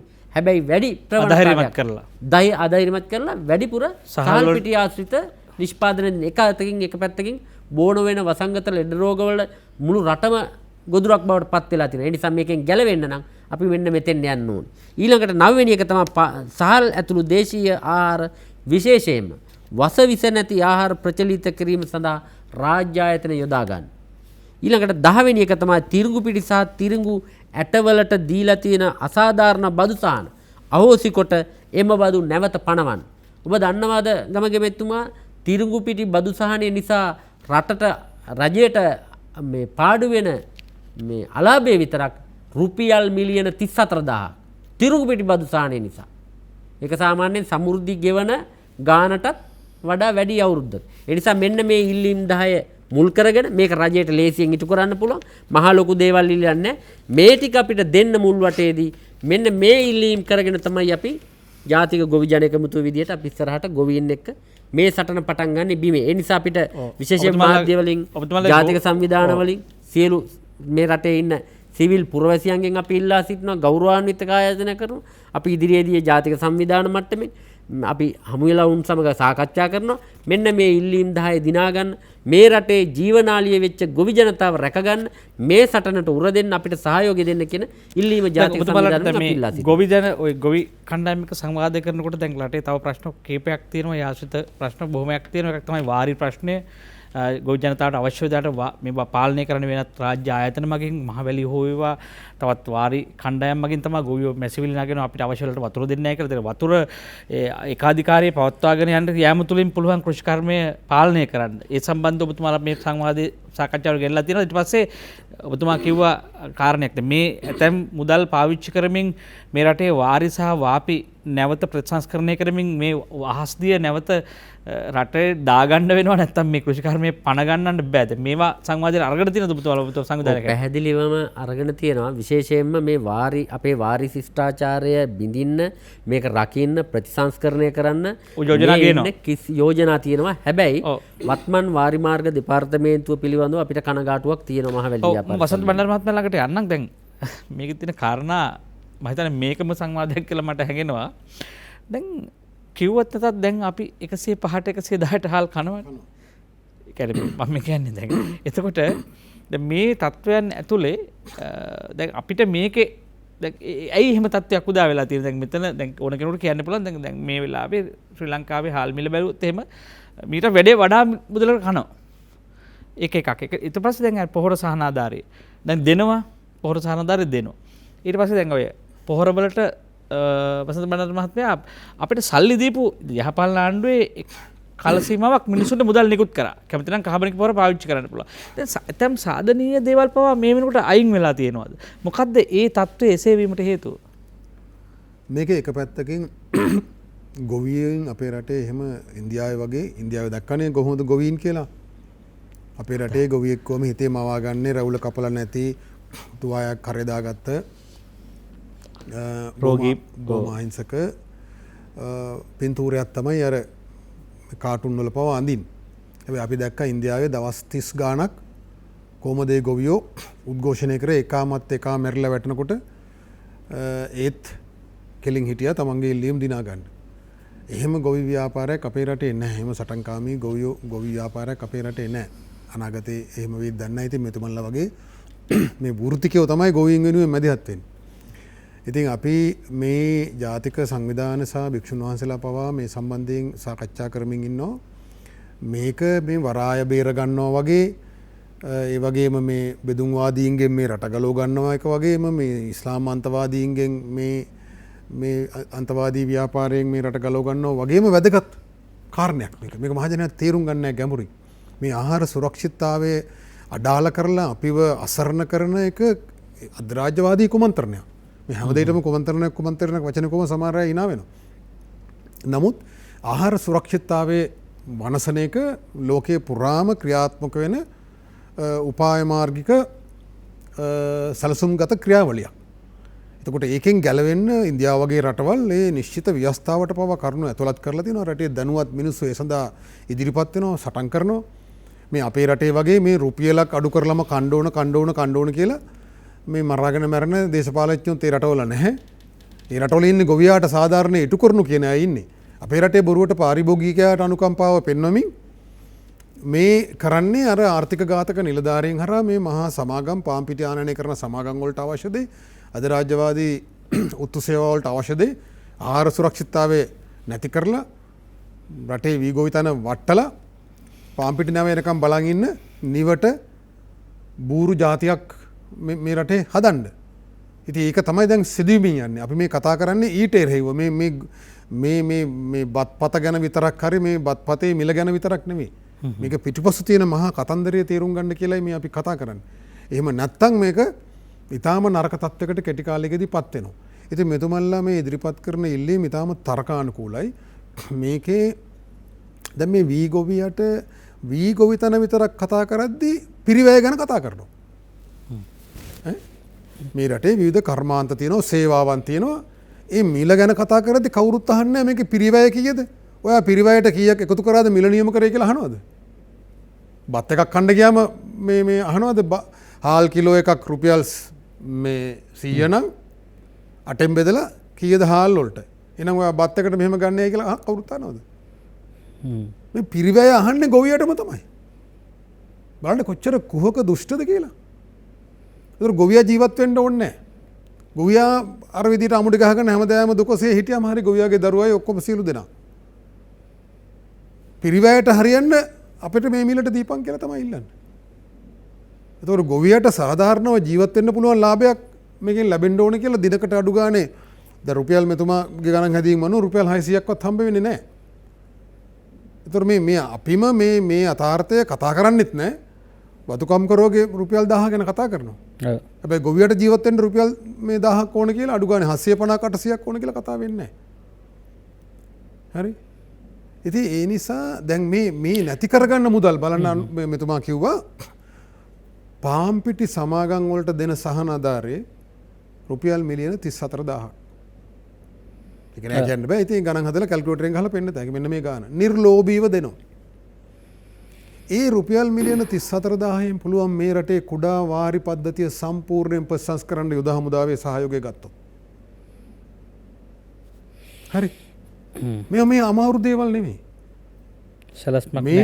මේවා පීලි පන්නලා මේ ආර්ථික ඝාතක නිලධාරීන් 14ක් මේ දේශපාලඥයෝ ගුණාට අඳගෙන විවිධ මතවාද න්‍යායන් හදාගෙන මේක අරගෙන යනවා. ඉතින් මේක ලැජ්ජ හිතනවා අපි කොහොමද මේවා බලාගෙන ඉවසගෙන ඉන්නේ කියලා.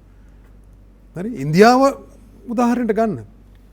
ඉන්දියාවේ සෑම විටම සාකච්ඡා වෙන කාරණයක් තමයි මේ ගොවියාගේ ජීවන තත්ත්වය ඉහළට ගන්නේ කොහොමද කියලා. පිරිවැය කියන සාධකයට විතරක් කතා කරලා පිරිවැය මෙච්චරයි නම් ඔබ මේ ගානට විකුණපන් කියලා නෙමෙයි. ඒ සාකච්ඡාවේ සමාජයේ තියෙනවා. ගොවියාට එහෙම ගෞරවයක් තියෙනවා. ගොවියා ඒ රටේ ජීවනාලිය කියලා මිනිස්සු පිළිගන්නවා. ඒ ගොවියාගේ ආදායම් මට්ටම වැඩි කරන්න ඕන පියවර සම්බන්ධයෙන් හැම ආයවැයකදී මොන හරි කාරණයක් තියෙනවා. හරි? දැන් ගොවියා අපේ රටේ ගත්තත් මේ වීවගාව විතරක් කතා කරලා හරියන්නේ නැහැ. ගොවියාට තියෙන අපේ භූමියේ තියෙන සීමාකම නිසා අපේ අක්කර 2.5ක් තමයි ගොවීන්ගෙන් 75%කට තියෙන්නේ. ඒතර ඒ අයගේ ආදායම් මට්ටම් වැඩි කරන්න නම් ඒ අයට තවත් භෝග වගාවෙන් විතරක් මේ ආදායම් මට්ටම වැඩි කරන්න බෑ. ඒකට ඉන්දියාව යොදා ගන්න උපක්‍රමය තමයි කිරි ගොවිතැන භෝග වගාවත් එක්ක ඒකාබද්ධ කරනවා. ඉන්දියාවේ ගොවීන්ගෙන් 70%ක් කිරි ගොවිතැනේ නියුක්තලා ඉන්නවා. එතකොට රටේ කිරි නිෂ්පාදනය වැඩි වෙනවා. ගොවියාගේ පෝෂණ තත්ත්වය වැඩි වෙනවා. ගොවිතැන් ක්‍රම වෙනස් වෙනවා. ගොම ටික දාලා මේ වගා කරන ක්‍රමවේද පුරුදු වෙනවා. ගෙවත්තේ මොන හරි වවනවා. එතකොට ගෘහස්ත වියදම අඩු වෙනවා. ජීවන තත්ත්වයේ පෝෂණය වැඩි වෙනවා. සෞඛ්‍ය තත්ත්වය නගා සිටවනවා. එතකොට මේ සමස්තය අරගෙන කතා කරලා ඒකට පහසුකම් සලසන ආකාරයට නෙමෙයි මේක කතා කරන්නේ. මේ කෑලි අපි කතා කරන්නේ. ඉතින් මෙතුමල්ලා මේ ඉල්ලීම් 10කට වඩා අනිවාර්යයෙන් මේක තව අතුරු කාරණා කාශයක් තියෙනවා. නමුත් මේ මූලික ඉල්ලීම් ටික අපි මේක පිළිගන්නවා. දැන් ගොවියා ණයබරින් කොහොමද ගොවියා මුදව ගන්නේ? ණයබරින් මුදව ගන්න මේ සුළු ණය දෙන සුද්ධ මූල්‍ය කාර්යයන්ගේ ගොදුරක් බවට පත් කරලා හරියන්නේ නැහැ. 50-60යි පොලිය. එතකොට මේ රජයේ ගොවිජන බැංකුව තියෙනවා. මේ ගොවිජන බැංකුව විශිෂ්ට බැංකුවක්. මේ පෞගේ කාලේ ඔය කියන්නේ මම හිතන්නේ 2004 වගේ කාලේ අනුර දිසානායක මහත්මයා කුසකර්මම තියෙන කාලේ කතා බහක් තිබුණා ගොවිජන බැංකුව නැවත නගා සිටවන්න කියලා. ඒත් මා දන්නවා ඒ කතන්දරේ නිලධාරීන් ඔය භාණ්ඩාගාරයේ හිටපු නිලධාරීන් අද ඔය ජනාධිපති කාර්යාලයේ ඉන්න ලොකුම නිලධාරියෙක් එදා භාණ්ඩාගාරයේ ලොක්කා වෙලා හිටියේ. එතුමා ඒකට විරුද්ධව පියවර ගත්තා. ගොවිජන බැංකුව කියන්නේ මේ රටේ හොඳටම මේ ණය ආපසු අය කරගත්ත බැංකුවක් 98%යි. මේ පරණ දත්ත පරීක්ෂා කරලා බලපුවම මේ එහෙම තිබුණු එකක්. රජයේ වෙනත් මේ ගොවිජන සේවා නිලධාරීන් තමයි ඒක වැඩ කරේ. ඒ නිසා පිරිවැය අඩුයි. එතකොට අඩු පිරිවැයකින් මේ බැංකුව පවත්වා යන්න පුළුවන්. ඒ නිසා අඩු මිලට ණය දෙන්නත් පුළුවන් වුණා. එතකොට මෙතුමන්ලා යෝජනා කරන මේ ක්‍රියාවලිය ඇතුලේ පොහොර සහනාධාරය පොහොර හැටියට දුන්නම ඒක අවභාවිතා වෙනවා. ඕන දෙයක් සහනාධාරයක් ලෙස දුන්නම ඒක වැඩිපුර භාවිතා වෙනවා. වෙනත් ක්‍රමවේද ගොවිතැන් ක්‍රම දියුණු කරගන්න උත්සාහ කරන්නේ නැහැ. දැන් කුසිකර්ම දෙපාර්තමේන්තුවේ මම හිතන්නේ පරීක්ෂණාගාර 20 ගාණක් තියෙනවා. ගොවීන්ට පුළුවන් තමන්ගේ බිමේ තියෙන මේ පෝෂක ද්‍රව්‍ය ප්‍රතිශත බලා ගන්න පුළුවන්. නයිට්‍රජන් කොච්චර ඌණතාවයක් තියෙනවද? ෆොස්ෆරස් කොච්චර ඌණතාවයක් තියෙනවද? ඒතර ඌණතාවයට අනුව පමණක් එක දෙන්න පුළුවන්. දැන් අපි රෝගයකට බෙහෙත් දෙන්නේ එහෙමනේ. හැමෝටම එකම බෙහෙත ඔක්කොම මේ දාලා දෙන්නේ නැහැ නේ. වතුරට එහෙනම් මිශ්‍ර කරලා දෙන්න පුළුවන් හැමෝටම. දියවැඩියාවට දෙන බෙහෙත්, කොලෙස්ටරෝල් අඩු කරන බෙහෙත් ඔක්කොම වතුරට මිශ්‍ර කරලා දෙන්න පුළුවන් බීපල්ලා හැමෝටම කියලා. එහෙම අවශ්‍ය වෙන්නේ නැහැ. ඒ අවශ්‍යතාවයේ අනුව. ඒතර පොහොරත් එහෙමයි. ඒතර ඒකට යම් රජය ආයෝජනය කරලා තියෙනවා බදු ගෙවන්නන්ගේ මුදල්. හැබැයි ඒවා භාවිතා වෙන්නේ නැහැ. ඒතර ගොවියාට පොහොර වශයෙන් දුන්නොත් සහනාධාරයේ ගොවියා ඒක අවභාවිතා කරනවා. හැබැයි මුදල් වශයෙන් දුන්නොත් මුදල් ඉතුරු වෙනවා ගොවියට අරක අවශ්‍ය ප්‍රමාණයට පමණක් පාවිච්චි කරොත්. කාබනික පොහොර පාවිච්චි කරොත් ගොමු ටික දැම්මොත්.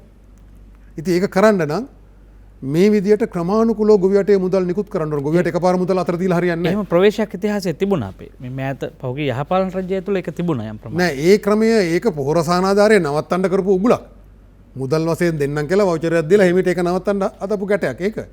අපි කියන්නේ ඒ ගැටවලට අහු වෙන්න එපා කියලා. මේ ගොවියාට පොහොර සහනාධාරයේ ක්‍රමානුකූලව පොහොර මිලදී ගන්න අවස්ථාවේදී නිකුත් කරන්න පුළුවන් ගොවිජන බැංකුව හරහා. ගොවිජන බැංකුවට රුපියල් මිලියන 60000ක ප්‍රාග්ධනයක් හම්බ වෙනවා. මේ මිලියන 60000 ඇති ගොවිජන බැංකුවට ආරම්භ කරන්න. ඒතර ඒගොල්ලෝ තැන්පතු ගත්තම තව මුදල් ප්‍රමාණය වැඩි කරගන්න පුළුවන්. ඒතර මේ දෙකම වෙනවා. ගොවියාට පොහොර අවභාවිතාවය අඩු වෙනවා. ගොවියාට ඒක මුදලින් ලැබෙනවා. ඒ මුදල් මේ ගොවිජන බැංකුව හරහා දුන්නම ගොවිජන බැංකුවට ප්‍රාග්ධනය හම්බ වෙනවා. අර කියන සුළු ණය අවශ්‍යතාවයන් සපුරන්න ගොවියාගේ. ඒතර ගොවියා වැඩි මිලට 160ට 70 පොලියට 50-60 පොලියට අර සුදු මූල්‍ය මංකොල්ලකාරයන්ගේ ණය ගන්න යන්නේ නැහැ.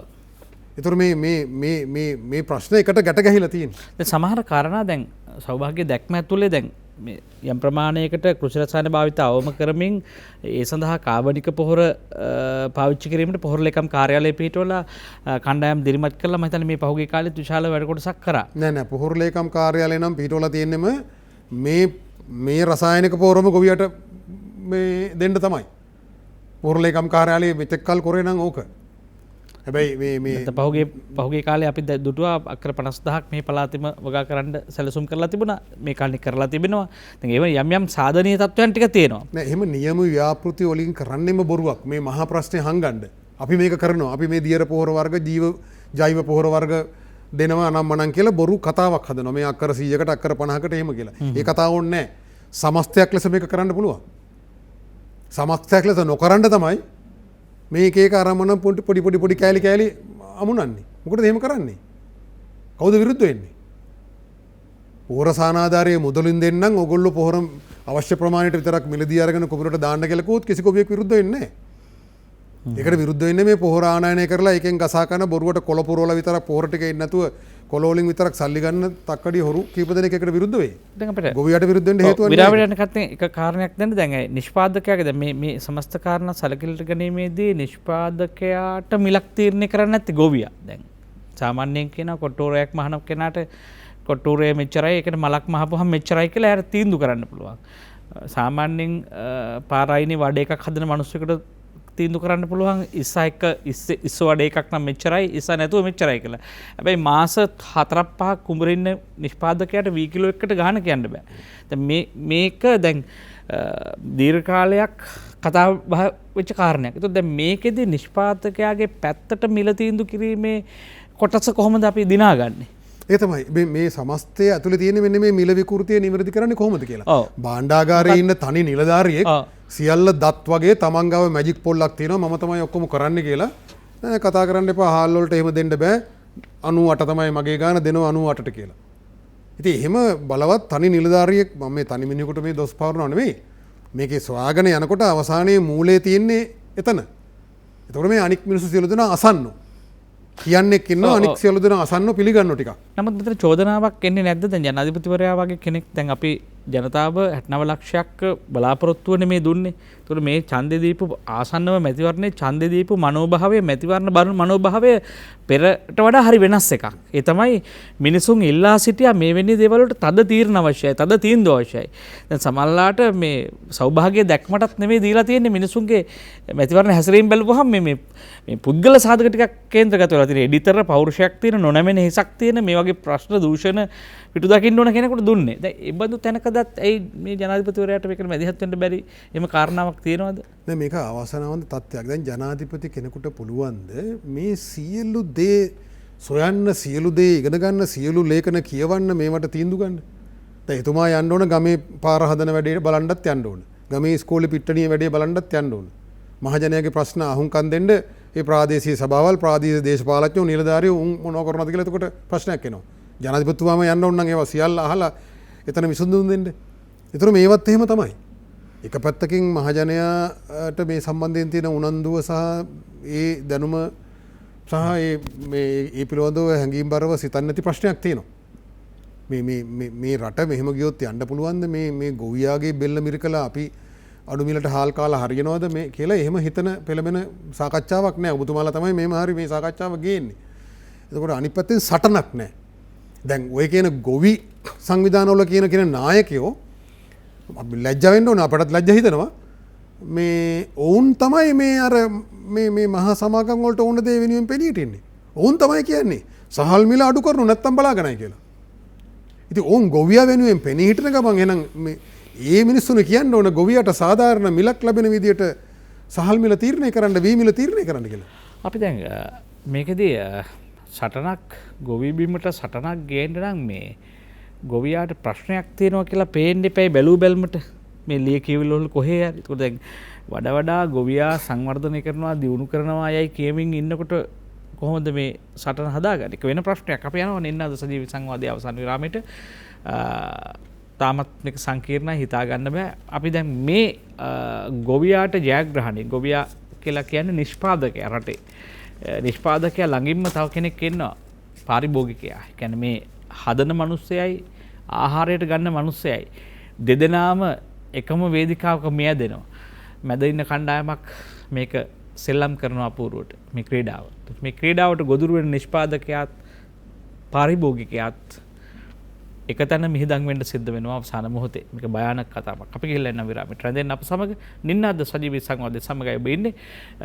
ගොවියාට වී ගොවියාට එරෙහිව නව කුමන්ත්‍රණයක් තිබෙද කියන මාතෘකාවයි අද දවසේ කතා කරමින් ඉන්නේ. ඔතත් නින්නාද සජීවී සංවාදයේ සමගයි වන්නේ අවසන් මිනිත්තු කිහිපයයි ඔබ සමග ගත කරන්නේ. වී ගොවියාට එරෙහි නව කුමන්ත්‍රණයක් තිබෙද කියන කාරණේ අප සංවාදයට ගත්තා පමණයි වී ගොවියා සම්බන්ධව බරපතල කාරණා කීපයක් තියෙනවා. ඓතිහාසිකව සංවාදයට ගත යුතු ඉතිහාසය සාක්ෂි දරලා තියෙනවා. ඒ ඉතිහාසය තරම් සුන්දර ඉතිහාසයක් නෙවෙයි. ඇතැම් ගොවියෝ මේ ප්‍රශ්න වටහාගෙන ආසන්නයෙන්ම නිෂ්පාදකයා පාරිභෝගිකයා මේ පාර තේරෙන්නේ නැතුව ඇතැම් සටන් ව්‍යාපාර ඉබාගාතේ මෙහෙව පවස්ථා තියෙනවා. ගොවියෝ මාරාන්තික උපවාස වලට වාඩි වුණ අවස්ථා තියෙනවා. දැන් මේ වගේ ඉතා සුළු ජයග්‍රහණක් තියෙනවා. නමුත් මේ සටන යාවත් කාලීන කරන්න කාලය ඇවිල්ලා මේ සටන ඉහළට ගේන්න කාලය ඇවිල්ලා එදාට වඩා වෙනත් මුහුණුවරකින් ගොවියාව තලනවා පෙළනවා. අනුරාධ මහත්මයා දැන් මේ කතාවේ ඇතුලේ අපි මේ සටන ආපහු කොතෙන්ටද ගෙනියන්නේ? දැන් ගොවියා කොතනද ඉන්නේ? දැන් මේ දැන් ඇතම් ගොවි ව්‍යාපාර තියෙනවා. දේශපාලන පක්ෂවල ගොවි ව්‍යාපාර තියෙනවා. ඔවුන්ද මේ සටන් බිමේ ඉන්නවා. අපි මේ සටන ඉබාගාතේ නොගොස් නිවැරදිව ජනතාවගේ දිහාවට ගෙනියන්නේ කොහොමද කියන එක හරි වැදගත් නේද? කොහොමද ඒක කරන්නේ? ඔව් විශේෂයෙන්ම දැන් විවිධ දේශපාලන පක්ෂ එක්ක ගැට ගැහිච්ච ගොවි ව්‍යාපාර තියෙනවා. එතකොට එයාලා ක්‍රියාත්මක වෙන්නේ පක්ෂයේ න්‍යාය පත්‍රයත් එක්ක. සහ පක්ෂයේ මතය සහ වෙන පක්ෂයේ මතය නියෝජනය කරන විදිහට. ඒ නිසා තමයි පහුගිය කාලේ වාමාංශික පක්ෂවල මේ ගොවි ව්‍යාපාරවල නායකයෝ කතා කරේ සහල් මිල පහත දාන්න කියලා. හැබැයි එයාලට තේරෙන්නේ නැහැ සහල් මිල පහත දාපුවාම ගොවියා වැටෙනවා කියලා.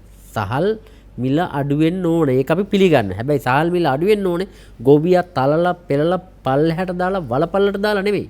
මේ පාරිභෝගිකයා කියන්නේ අපිමනේ. මේක අඟහරු ලෝකයේ මිනිස්සු කොටසක් නෙමෙයි පාරිභෝගිකයා කියන්නේ. පාරිභෝගිකයා කියන්නේ මේ 100ක් මේ රටේ ජීවත් වෙන ගොවි ජනතාව 70%ක් වෙච්ච ගොවි ජනතාවත් ඇතුළත්. එතකොට මේ සටන අපි කොහොමද මේ ගොවියාගේ මේ ඉල්ලීම් ටික සහ ඒත් එක්ක ඇත්ත සටනට පනපවන්නේ කොහොමද කියන කාරණේ පිළිබඳව අපිට ප්‍රශ්න තියෙනවා.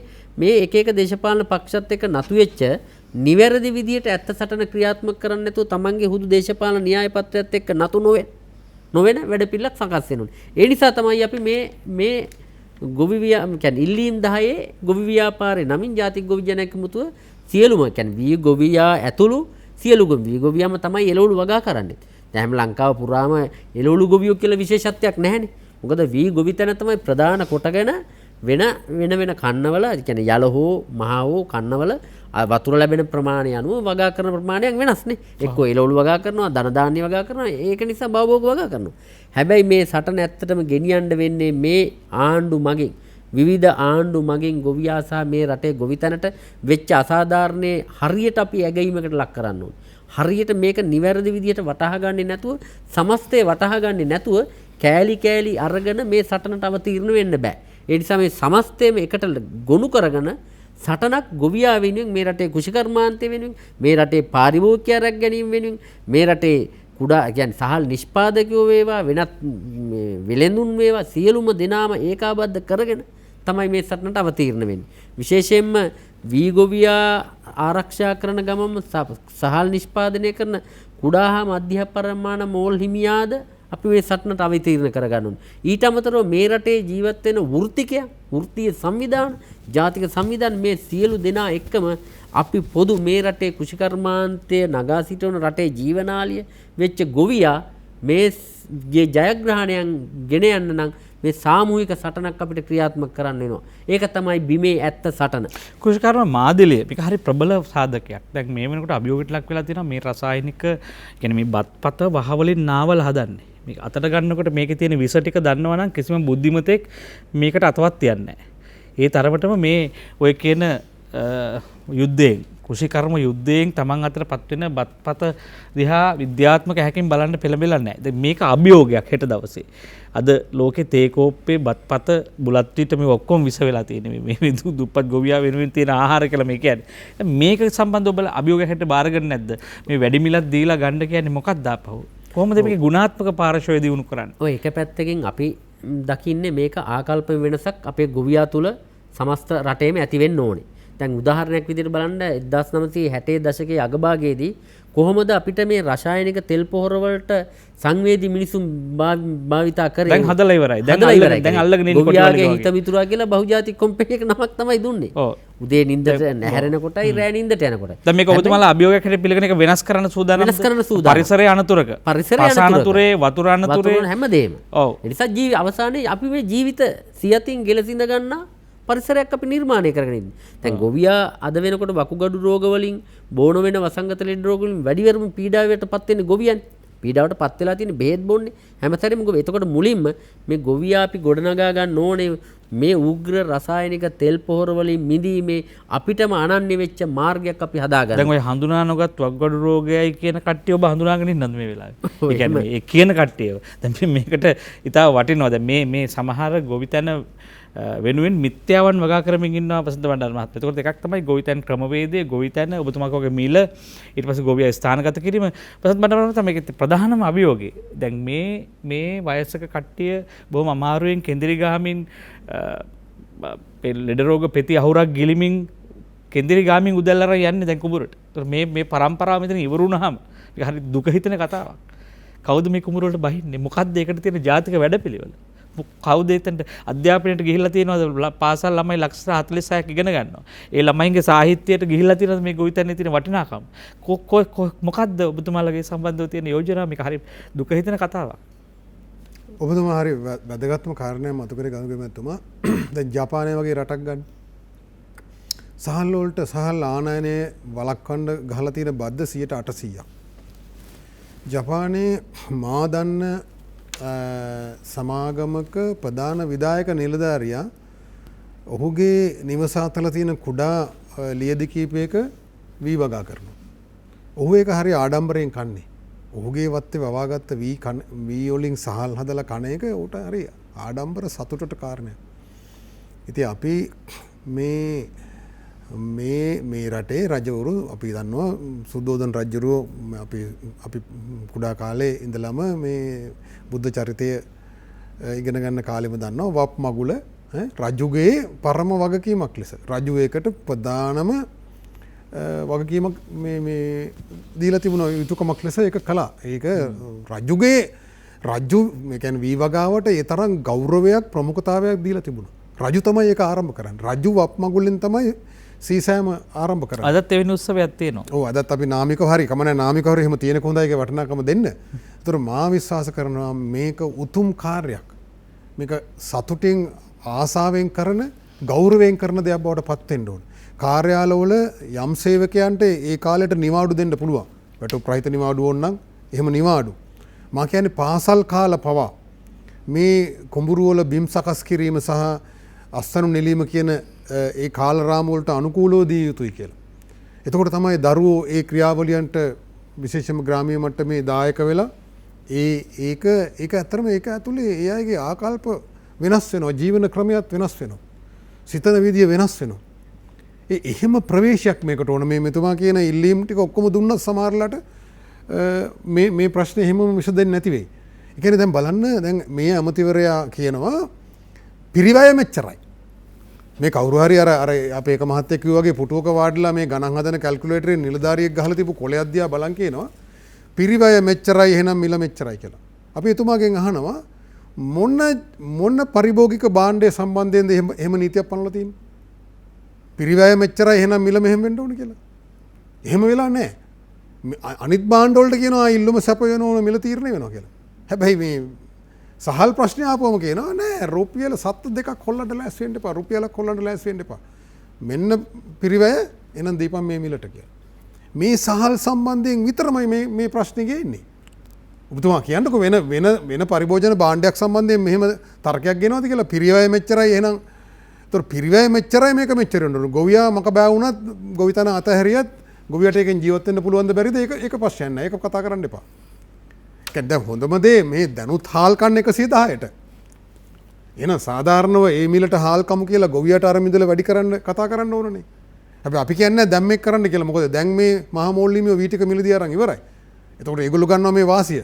එහෙම නෙවෙයි ලබන කන්නේ ඉඳලා ගොවියට 60ක් නියම කරාට පස්සේ ගොවියට ඒ මිල ලැබෙන බව සාතික කරායින් පස්සේ සහල් 110ට කමු කියන සම්මතයට එනවා නම් අඩු ගානේ.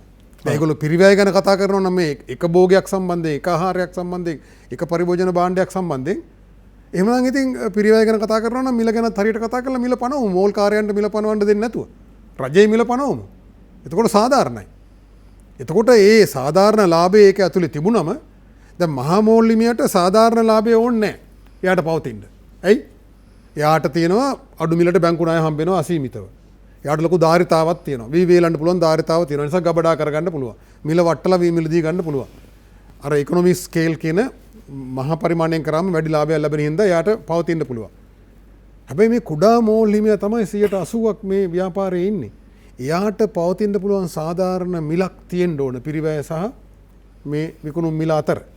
එතකොට තමයි එයා මේකේ සක්‍රියව මේ ව්‍යාපාරය තුල ඉන්නේ. එතකොට තමයි මහා මෝල් හිමියාට සූරකණ්ඩ බැරි වෙන්නේ.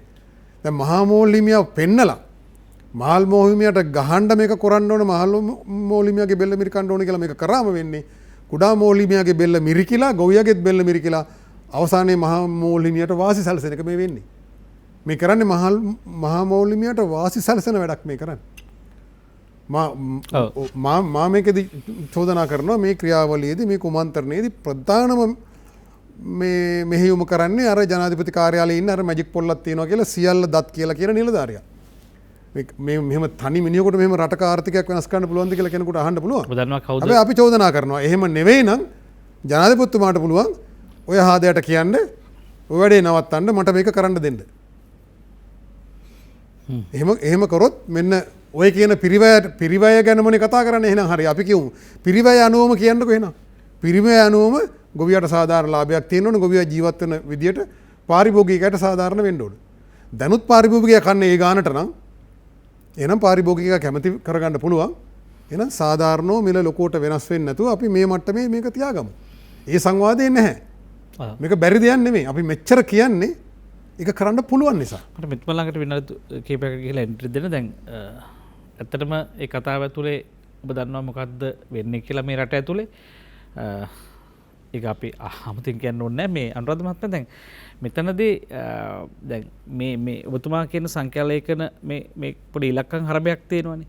මේක ඇතුලේ අවසානයේ කොහේ හෝ සහල් කොයි හරි තැනක ආනයනයක් පටලව ගන්නවා මේකට. මදි වුණා කියලා හරි මොනවා හරි කරලා හරි ආනය. ඒත් නැත්නම් හෝටල් කරුවන් අවශ්‍යයි කියලා දැන් අපි පහුගිය ආසන්නම අත්දැකීම් දෙකම හාල් ගෙනීම තහනම් කළා. නමුත් කවුරු හරි මතයක් දානවා මේක මේ හෝටල් කර්මාන්තයට ඕන කියලා වාස්මති වෙන සහල් ගෙන්නන්න ගන්නවා. ඒතකොට දැන් අපිට ඇයි බැරි ඒවට විකල්ප ඉදිරිපත් කරලා මේ පැත්තෙන් යෝජනා ඉදිරිපත් කරන්න? මොකද්ද ඒ සම්බන්ධව ඔබතුමා දකින්නේ? අපි සූදානම් මේ සම්බන්ධයෙන් කුෂ්කර්ම අමාත්‍යවරයා එක්ක සාකච්ඡා කරන්න. එතකොට වෙළඳ අමාත්‍යාංශය එක්ක සාකච්ඡා කරන්න. මේකට යාන්ත්‍රණයක් අපි හදන්න සූදානම්. කුඩා හා මධ්‍යම පරිමාණ මෝල් හිමියන් එක්ක එකතු වෙලා යාන්ත්‍රණයක් සකස් කරන්න සූදානම්. හැබැයි අපිට මේකට මැදිහත් වෙන්න ඉඩ ප්‍රස්ථා අඩු කරලා තියෙනවා. මොකද වෙළඳ අමාත්‍යාංශයේ සමහර නිලධාරීන් ඔය කියන නිලධාරි මාෆියාවක් තියෙනවා. ඒ නිසා ආනායනකාර ජාවාරම්කාරයොත් එක්ක එකතු වෙලා මේ හිතේ මේ රට තුල සහල් හිගයක් මවාපානවා. සහල් හිගයක් මවාපාන්න පුළුවන් ක්‍රමවේද සකස් වෙලා තියෙනවා. හේතුව තමයි හිතා මතාම කුඩා සහ මධ්‍යම පරිමාණ මෝල් හිමියන් පොළොවට යටින් තලලා පොඩි කරලා දාලා තියෙනවා. යාලා සහල් නිෂ්පාදන ක්‍රියාවලියට දායක වෙන්නේ බොහොම අඩු ප්‍රමාණයක්. අද වෙනකොට මෝල් මං කිව්ව මුලදී කිව්වා වගේ මෝල් 3000කට ආසන්න ප්‍රමාණයක් වැහිලා තියෙනවා. හැබැයි කිසිම වැඩපිළිවෙලක් නැහැ. නැවත මේ කුඩා සහ මධ්‍යම පරිමාණ මෝල් හිමියා නගා සිටුවන්න අවශ්‍ය යාන්ත්‍රණයක් නැහැ. ඔවුන්ට වී ටික මිලදී ගන්න ක්‍රමවේදයක් හදලා නැහැ. එතකොට සහල් නිෂ්පාදනය කරන්න අවශ්‍ය සහනදායි යාන්ත්‍රණයක් සකස් කරලා නැහැ. ඒ නිසා තමයි මේ කතන්දරේ. ඒ නිසා අපි කියන්නේ තව මේ දැන් අමාත්‍යතුමා කියනවානේ 97ට මේ සිංහල අවුරුදු සමයේ සහල් දෙනවා කියලා. ඒක සහල් නිෂ්පාදන ක්‍රියාවලිය කරන්නේ නැතුව කිසිසේත්ම කරන්න බෑ. ඒ නිසා ආණ්ඩුවක් විදිහට අනිවාර්යයෙන්ම කරන්න ඕනේ කුඩා හා මධ්‍යම පරිමාණ මෝල් හිමියා බල ගන්නලා ඔව් හරහා සහල් නිෂ්පාදන ක්‍රියාවලියට දායක කරගන්න. එහෙම වුණොත් විතරක් සහල් ආනයනය කිරීම නවත්තන්න පුළුවන්. නැත්නම් කිසිසේත්ම බෑ ඒක කරන්න. වසන්ත බණ්ඩාර මහත්මයා දැන් එකක් තියෙනවා. දැන් මෙතන කාරණා කීපයක් එකක් නිෂ්පාදන ශාස්ත්‍රයේ මැද්දේ මේක සැකසුම් සහ කර්මාන්තක කොටස අන්තිමට වෙළඳ පොලෙන් පාරිභෝගිකයා වෙත යන කොටස. දැන් මේ තැන් තුනම විධිමත් යුද්ධ කළමනාකරණයකට ගේන්න ඕනේ. ඒක කාටවත් අගතියකට පාර්ශවයක් අගතියට අසාධාරණ ගොදුරුනේ. දැන් ඊළඟ අභියෝගය. ඒක හරිද? ඒකට යෝජනා ගේනවා. දැන් අපි දැන් පසුගිය කාලේ මේ සහල් තොග දැන් එකක් තමයි ගුණාත්මක නොවන සහල් දැන් අද හාල් එකේ ගුල් එක්කවත් නැහැ. දැන් ඒතකොට දැන් පිටිවල ගහල්වල මේ ආහාර තත්ත්වයන් බාල කිරීම සම්බන්ධව පාරිභෝගික අධිකාරිය වැනි ආයතන සම්බන්ධ කරගන්නේ කොහොමද? ඒ අයගේ කාර්යභාරය මෙතනින් අභියෝග ලක් වෙන්නේ නැද්ද? අවසාන වශයෙන් මොකද්ද ඒ සම්බන්ධව? ඔවුන්ට වාක්‍යමත් වෙනවා ඔවුන්ගේ වාක්‍යම ඉටු වෙන්නේ නැහැ හරියට. ඒ කියන්නේ අපේ රටේ නීතිය අනුව සහල් වෙනත් සත්වාහාර වගේ දේවල් වලට විකුණන්න තහනම්. හැබැයි සූක්ෂමව හාල් නරක් වෙන්න ඇරලා හිතාමතාව වැරදි විදියට ගබඩා කරලා කල් ඇද තියාගෙන ඉඳලා කුඩා මෝල් හිමියන්ට දීලා ඒවා සහල් කරන්නේ නැතුව අපි ඉතිහාසය දන්නවා. මේ කුමන්ත්‍රණයම කොටසක්ද ඔය කියන්නේ? රුපියල් 44ට ගත්ත වී රුපියල් 28ට විකුණලා තිබුණා. රුපියල් මිලියන 3000ක් ආණ්ඩුවට පාඩු කළ තිබ්බා පසුගිය රජයේ ඇමතිවරයෙකුට එකට චෝදනා එල්ල වුණා. මොකද දැන් මේ මිල මට්ටම මෙහෙම අඩු මට්ටමේ තියාගත්තම මේ සමහර මෝල් හිමියන්ට පුළුවන් බඩේරුඟු වෙනුවට මේ සහල් සත්වහාර ලෙස විකුණන්න. ඒක ලාභදායී වෙනවා. මේ මිල මට්ටම සාධාරණව තියෙනවා නම් ඒක එහෙම වෙන්නේ නැහැ. වෙළඳ පොලේ ඒ විකෘතිය නිසා සහල් සත්වහාර වලට විකුණන එකත් ලාභදායී වෙන අවස්ථාවල් තියෙනවා. රිජුව මස් කිලෝ එකක් හදන එක ලාභ වෙන්න පුළුවන්. ලාභ වෙන්න පුළුවන්. ඒ නිසා ඒවත් වලකින්නේ මෙන්න මේ සාධාරණ මිල මට්ටම පැනවුවොත්. ඒ මිල බාර ගන්න තැනට මහජන මනස හැදුවොත්. එතකොට මේක පස්සෙන් එලෝගෙන යන්න අවශ්‍ය වෙන්නේ නැහැ. පාරිභෝගික නිලධාරීන් කඩයක් ගන්න යන්න අවශ්‍ය වෙන්නේ නැහැ. මහජනයා මේක පිළිගන්නවා. ගොවියා මේක පිළිගන්නවා. එතකොට ඊට අනුව මේ සියලු ආයතන සකස් වෙනවා. ඒක එහෙම කරන්න පුළුවන්. සවන් නොදුන්නොත් මේ ප්‍රශ්න වලට මොකද වෙන්නේ ඔබතුමාලගේ ක්‍රියාකාරීත්වය? කවුද වසන්ත බැලල් මහත්මයා? අනිවාර්යයෙන්ම අපි මේකෙදී නම් අපි මේක අතාරින්නේ නැහැ. මේක මේ රටේ ස්වාධීනත්වයට ස්වාධිපත්වයට ගරුත්වයට බලපාන ප්‍රශ්නයක් ආහාර සුරක්ෂිතතාවය.